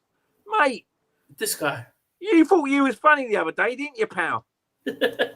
You thought you was funny. You thought, yeah, about bringing up the RAF, putting Arteta on the spot. What you didn't realise was you were 2 years too late. That was funny. I tell you what, right? The best part of that is the way Arteta just sat there with a straight face and let him finish his question, because I'd have been munching away, butting in on that. Yeah. Let him. And they went, yeah, that was 2 years ago. Yeah, I don't know where the plane is now. Yeah. Absolute brilliant. And for that, mate, you are on the porridge list of the week. Absolutely. He looked like an absolute idiot. How did that one feel, pal? How did that one feel? And cheers for the 3.7k likes as well. Got a good little trigger out of that one, mate. So yeah, I've done well out of it myself. Apparently, he's nicknamed the Moose as well in the world. So interesting. Funny enough. Just before we come on to the show, I had a bit of him. Moose. A moose. Oh, salty caramel flavour though. Oh, here he is. Old Postman Pat's in the house. Jonathan Brooks, how you doing, mate? Good to see you on. Better late than ever, mate. Better late than ever. He's just turned over, looked at his phone. He's probably asleep. Josie sounds that's what a jacket potato would look like with a Debenhams jumper and a pair of glasses. Johnny, he's back from the football. Oh, here he is. Back in the game. He's back in the game. You actually refereeing Arsenal this Saturday. I don't know if you may know, mate. John Brooks will be refereeing the game on Saturday. Doing double duties this week, isn't he? Old Chief said, I did not think the Moose would look like that. Anyone else play that game of imagining what the radio person would look like?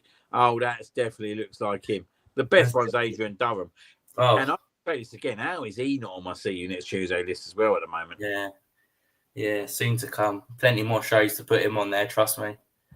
Oh, he's promised us loads of penalties for Saturday. Goal Kresny's in that trick.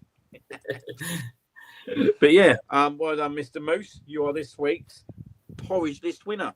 Well then done. We'll leave you all present you. Right, next one.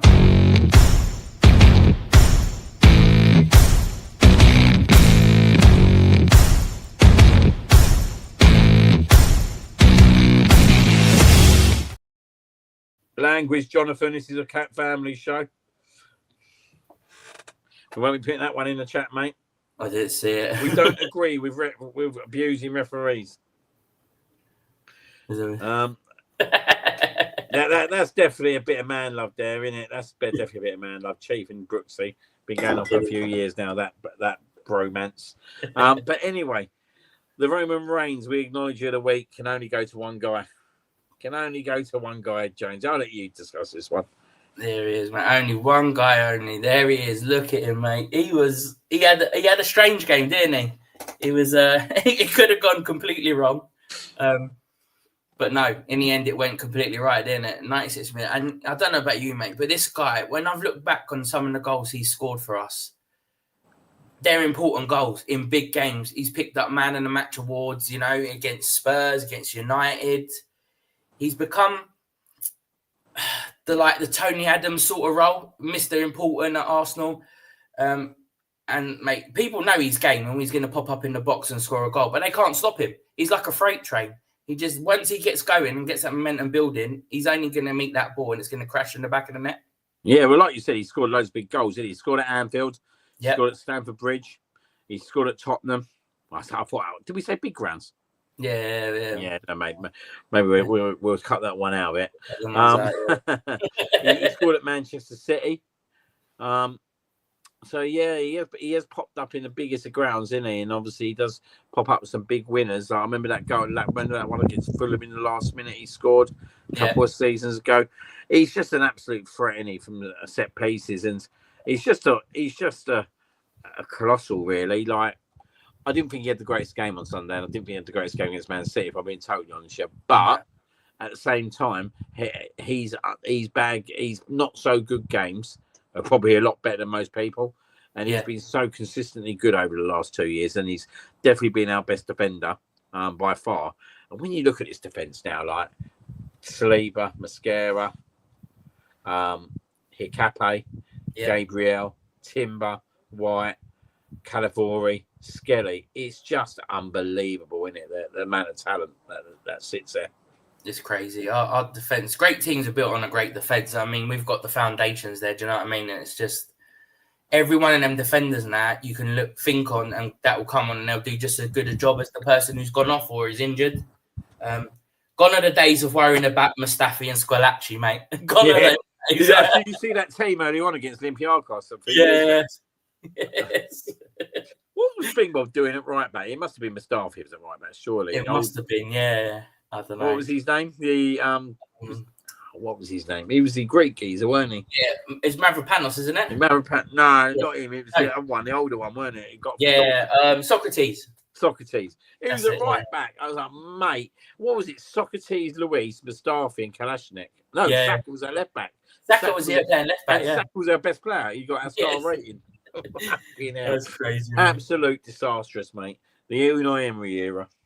I've got a few little nibbles at a few Aston Villa fans the other day, didn't I? They've always been a touchy lot, they have, I'll tell you. They are. They're very touchy fan base, mate. Very. So, Gabriel. 5 seconds. King of Brazil. Yep. We acknowledge you, and so does Roman.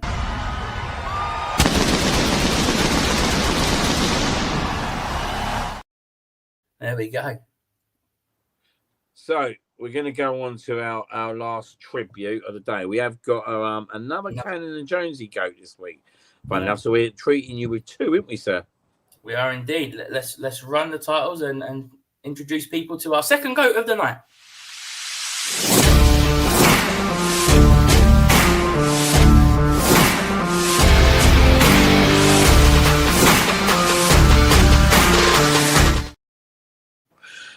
So we decided, obviously, at the start of this week that we wanted to obviously do a tribute to Martin at Class 30 Clocks.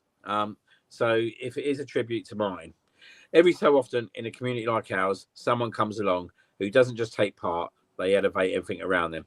Someone who gives more than they ever take, who adds value, joy, and energy to everything they touch. And when that happens, it's only right we stop, take notice, and pay tribute. Over the last 3 months, one name has consistently stood out. One name has been behind the scenes, supporting us, encouraging us, and driving us forward in ways that many people may not realise themselves. That name is Martin, the legend himself. Now, let's talk about what Martin has actually done. When we launched the Cannon and Jonezy Show back up, Martin was there. When we built up our hybrid Discord hub, Martin was there. When it came to running both the FPL and UCL leagues, Martin was there again. And when it comes to creating something truly special for our community giveaways, those beautifully crafted clocks that everyone loves, Martin was there. But it goes beyond projects, beyond tasks, and beyond clocks. Martin has been a heartbeat, a constant, the kind of person who makes the whole thing work, who makes the whole thing better just by being involved. And here's the thing. Martin doesn't do it for recognition. He doesn't do it for applause. He does it because he genuinely cares. And that's why tonight it's our turn to stop and make sure the recognition does come.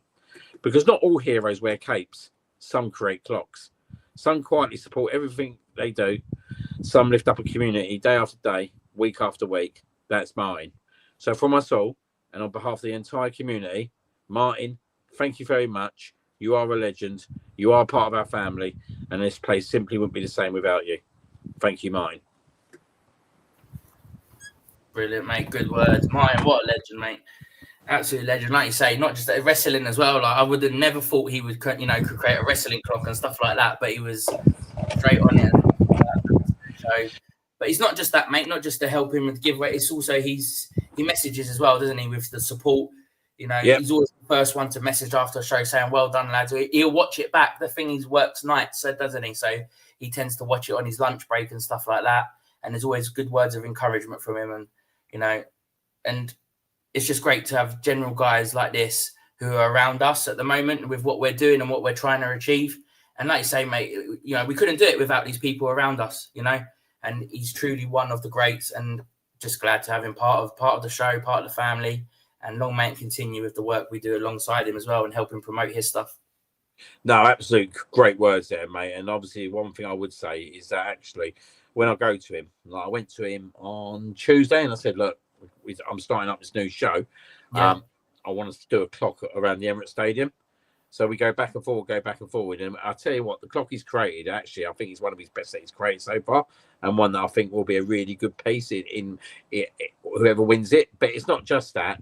He's trying to get, once he's created it as well, to try and get on board for people to go and buy that clock as well. Because actually, that's what he deserves. Do you know what I mean? So even though we might put one out on promotion to, obviously, the winner, what we want to try and do is obviously make so many people aware so they can go to Martin and obviously be able to go and purchase them clocks and obviously reward him in the way he does.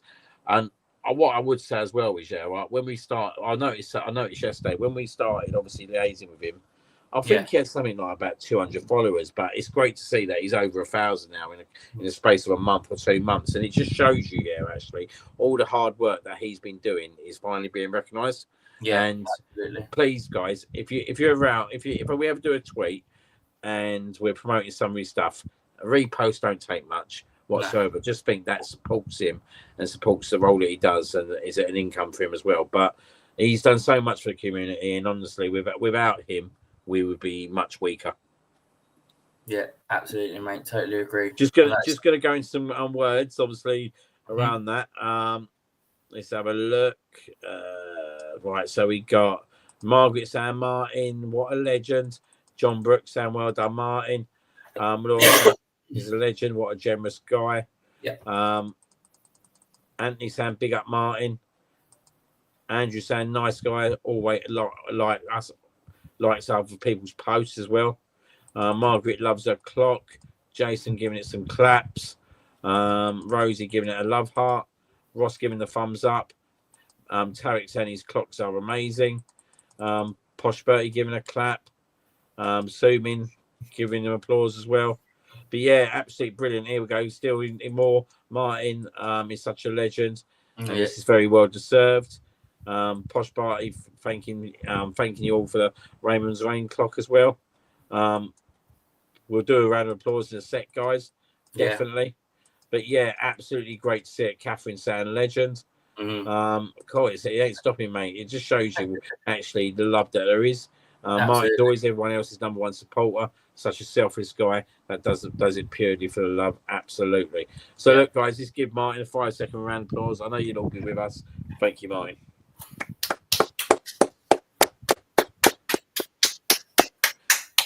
Yeah, brilliant. I always love recognising people.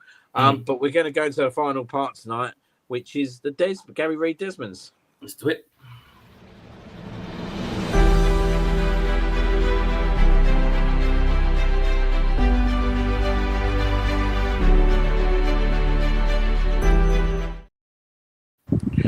So the old Jonesy is back at 3-3. He's had 2 good weeks.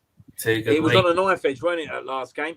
It was, yeah. Because it was 1-1. I'd gone for a 2-1. If Everton had scored again, You would have won it. It would have ended up being a draw, wouldn't it? No, you would have. You would have won it by. It was ended up 6-5 because you got the correct. Because you got the goal scorer as well. What, 29? No, you got the Gorkrez got. Haaland got more goals than Gorkrez, and plus one of the results as well. That was close, wasn't it? It was very close. 6-5. So it's 3-3 at the moment, guys. We just to let you know that I am the current champion. Just to let you all know. For now. Yeah. I'm collecting trophies and vibes. I'd just like to say. Yeah, that's what I did. Trophy and vibes. Crack out that one, mate. Crack out. On that note, I'll just drop a little Dennis Bergkamp, which is the little Paul Merson. Anyone that says I'm a Paul Mersonator is absolutely incorrect. If you know, you know. If you know, you know. Paul Merson actually sits in my bar. Thank you very much. Does he sit in your bar? Absolutely not. But where's Bergkamp? Oh, here he is. Old DB's down here. Jesus. He just took me out. There he is, old DB. I was thinking I want to find an Ian Wright one. Yeah, you have to. They've got some of them in the shop, you know. Pardon? They've got some of them back in the shop, the Arsenal shop, the old footy characters. Have they? Yeah, I might have a look at that then because I want the Ian Wright one. But yeah, so let's go into the fixtures for this week. Cool. Let's talk fantasy comp, boys. Well, what's going on in fantasy, mate? We will be in the next couple. Me and George's show is kicking up after the international break. So I do believe old Smuggo was 12th in the fantasy league at the FPL. He's an absolute male in the UCL. I've given up already, mate. Mate, that's too complicated. That's hard, man. Yeah, I'm like 800th. Yeah. You're not supposed to see me, Prudy. I'm hiding from you. But yeah, I need to get more light. Actually, me and James were talking about that before. Might get one of those little round hoops to go onto the laptop. So watch this space. But yeah, let's go into the fixtures. Yep. So we're starting. Oh, it's tomorrow night. It's start. Fucking hell, better get my FPL sorted then, better I? Yeah. Jesus Christ. Right. So tomorrow night, Bournemouth versus Fulham. Who's first? Is it winner goes? Does winner go first? I can't remember. Yeah, I'll let you go first, mate. I'm going 3-1 Bournemouth. I'm going to go 2-1 Bournemouth. Cool. I might have gone too many, but hey, right. Then on to Saturday. Oh, Leeds to that. Oh, mate. Do you know what? I sense an upset here. I'm going to go 2-1 Leeds. Are you? Mate, Leeds looked all right, mate.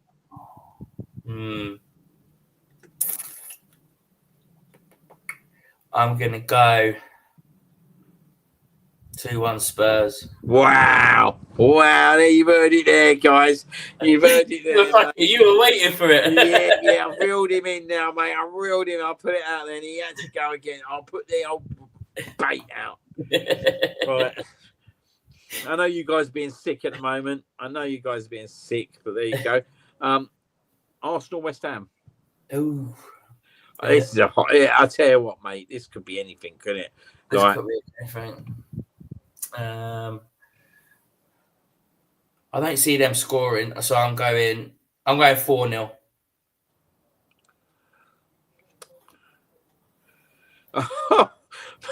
I know. Oh, here we go. Prudy, you called it. You sing it. I'll dance it. You just made the list. Unfortunately, points don't win. Well, points do win prizes in the game we're playing, so that's why I've gone for it. Yeah, as I can see. Right. Anyway, yeah. Right. You've gone 4-0. I'm going to go 3-0. 3-0. All right. Manchester United versus. Fucking hell, mate. Like, really, I shouldn't. I'm going to go 2-1 United, yeah, right? But you know what? This could be a dangerous game for Amron, couldn't it? This could be the end. This actually could be the end. Because Sunderland have actually done all right. I don't know. This is. I'm going. You know what? I'm going 1-1. I think Sunderland are going to stink the joint out. It's a big game that for Amaron. Yeah. Big game. I'm going for a draw. 1-1. As G would like to hear, that's an interesting one. Tarry's gone for. Sorry, guys, I hope you're doing your results. I'll cover the Arsenal ones off quickly for you.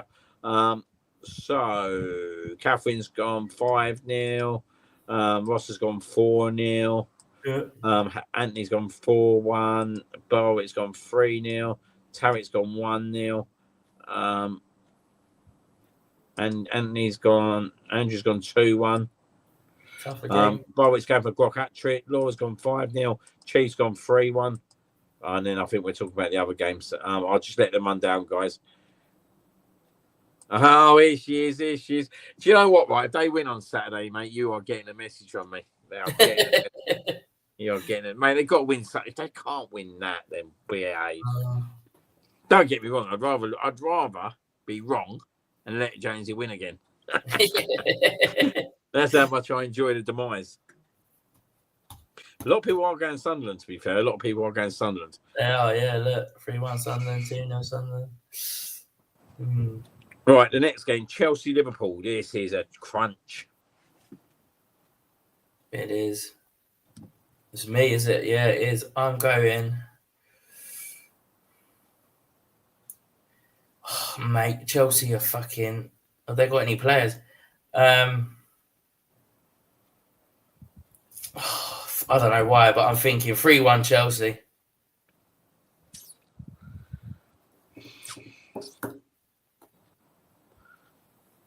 Really don't know. I know. It's so hard, this one. Something's sitting there sending me 1-1. But I'm going to go politically on this one. I'll go 2-1 Chelsea. Cool. Right, Sunday. Aston Villa, Burnley. I'm going to go. Actually, Burnley have been all right, but I'm going to go 2-0 Villa. 2-0 Villa. I'm going to go 2-1 Villa. Cool. Everton, Crystal Palace. Oof. Palace are doing all right, you know. So, 19 games unbeaten now in all competitions. That's a good result with Dynamo Kiev, by the way, isn't it? Yeah, it was really good. Really good. Oh, Eddie on the score sheet again. Ben Long was there. Was he? Goldsey was. Oh, yeah, I did. I saw him on the plane, actually. 3-1 Palace, I've gone for. What, did you go as well? No, I saw his Instagram. I think you're in some Kiev hotel, really, isn't you? I was waving to him at the back of the plane. You going 2-1 Palace? 3-1 Palace. I'm going to go 2-1 Palace. All right. Newcastle, Nottingham Forest. I'm going to go 2-1 Newcastle. 2-1 Newcastle. Yeah, I'm going to go. Fucking hell. I'm going to go 2-0 Newcastle. Cool. Wolverhampton, Brighton. 3-1 Brighton. Going to go 2-1 Brighton. Then the last game, Brentford, Man City. Ooh. I'm going to go 2-1 City. City looked wobbly last night.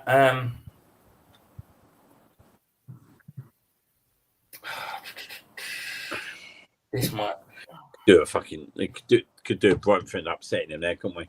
I'm going 2-1 Brentford. Cool. And then top goal scorer. Yeah. Who is it? It's don't know. Who are you going for? I'm going to go for Gyökeres. I'm going to go Ireland then. It's always going to be harder to score quiz most weeks, isn't it? It is. Yeah, it literally is. That's what it is so far. And now I'm going to go for 28 goals. There was 32 this week.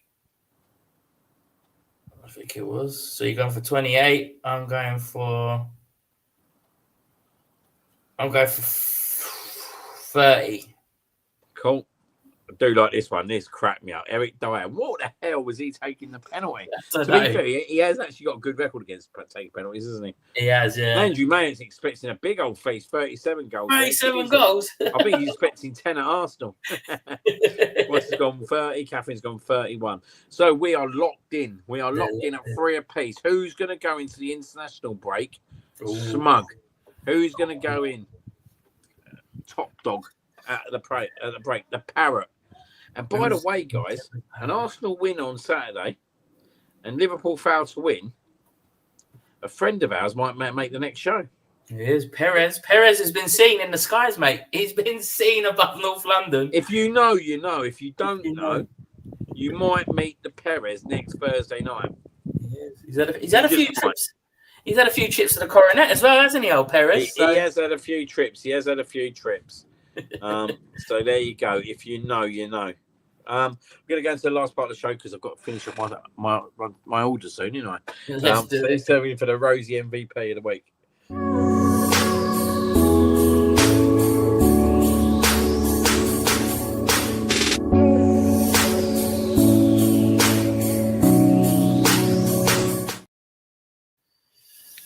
So the MVP of the week. Shall I go first?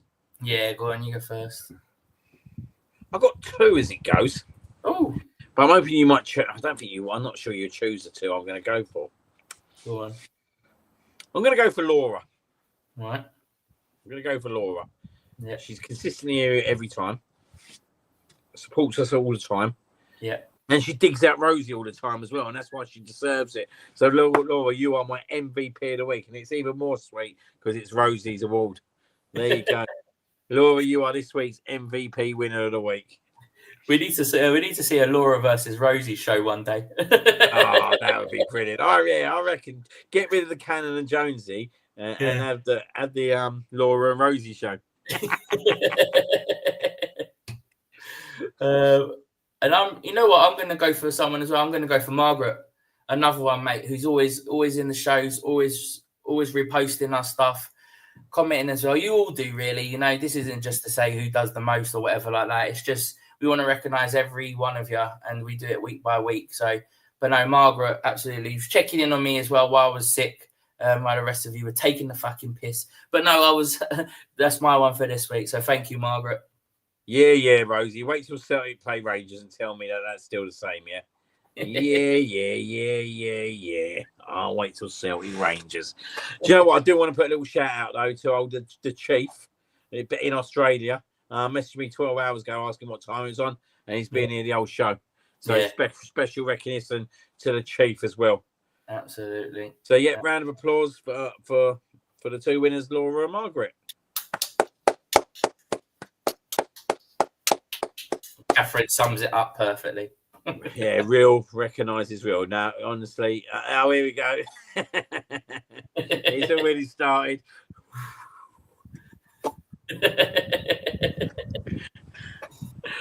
But do you know what, guys? Absolutely incredible tonight.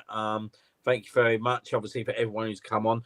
Obviously, we was really, really proud to be able to get Score going tonight. Thought that was an absolute wonderful on the hook we did. So a special thank you to him for coming on and sharing some absolute lovely stories, and hopefully we'll be able to kind of get him on again soon. You never know. We might try and get a cheeky photo out of him, Jonesy, when we go Arsenal. That'd be good, wouldn't it? That would be, definitely.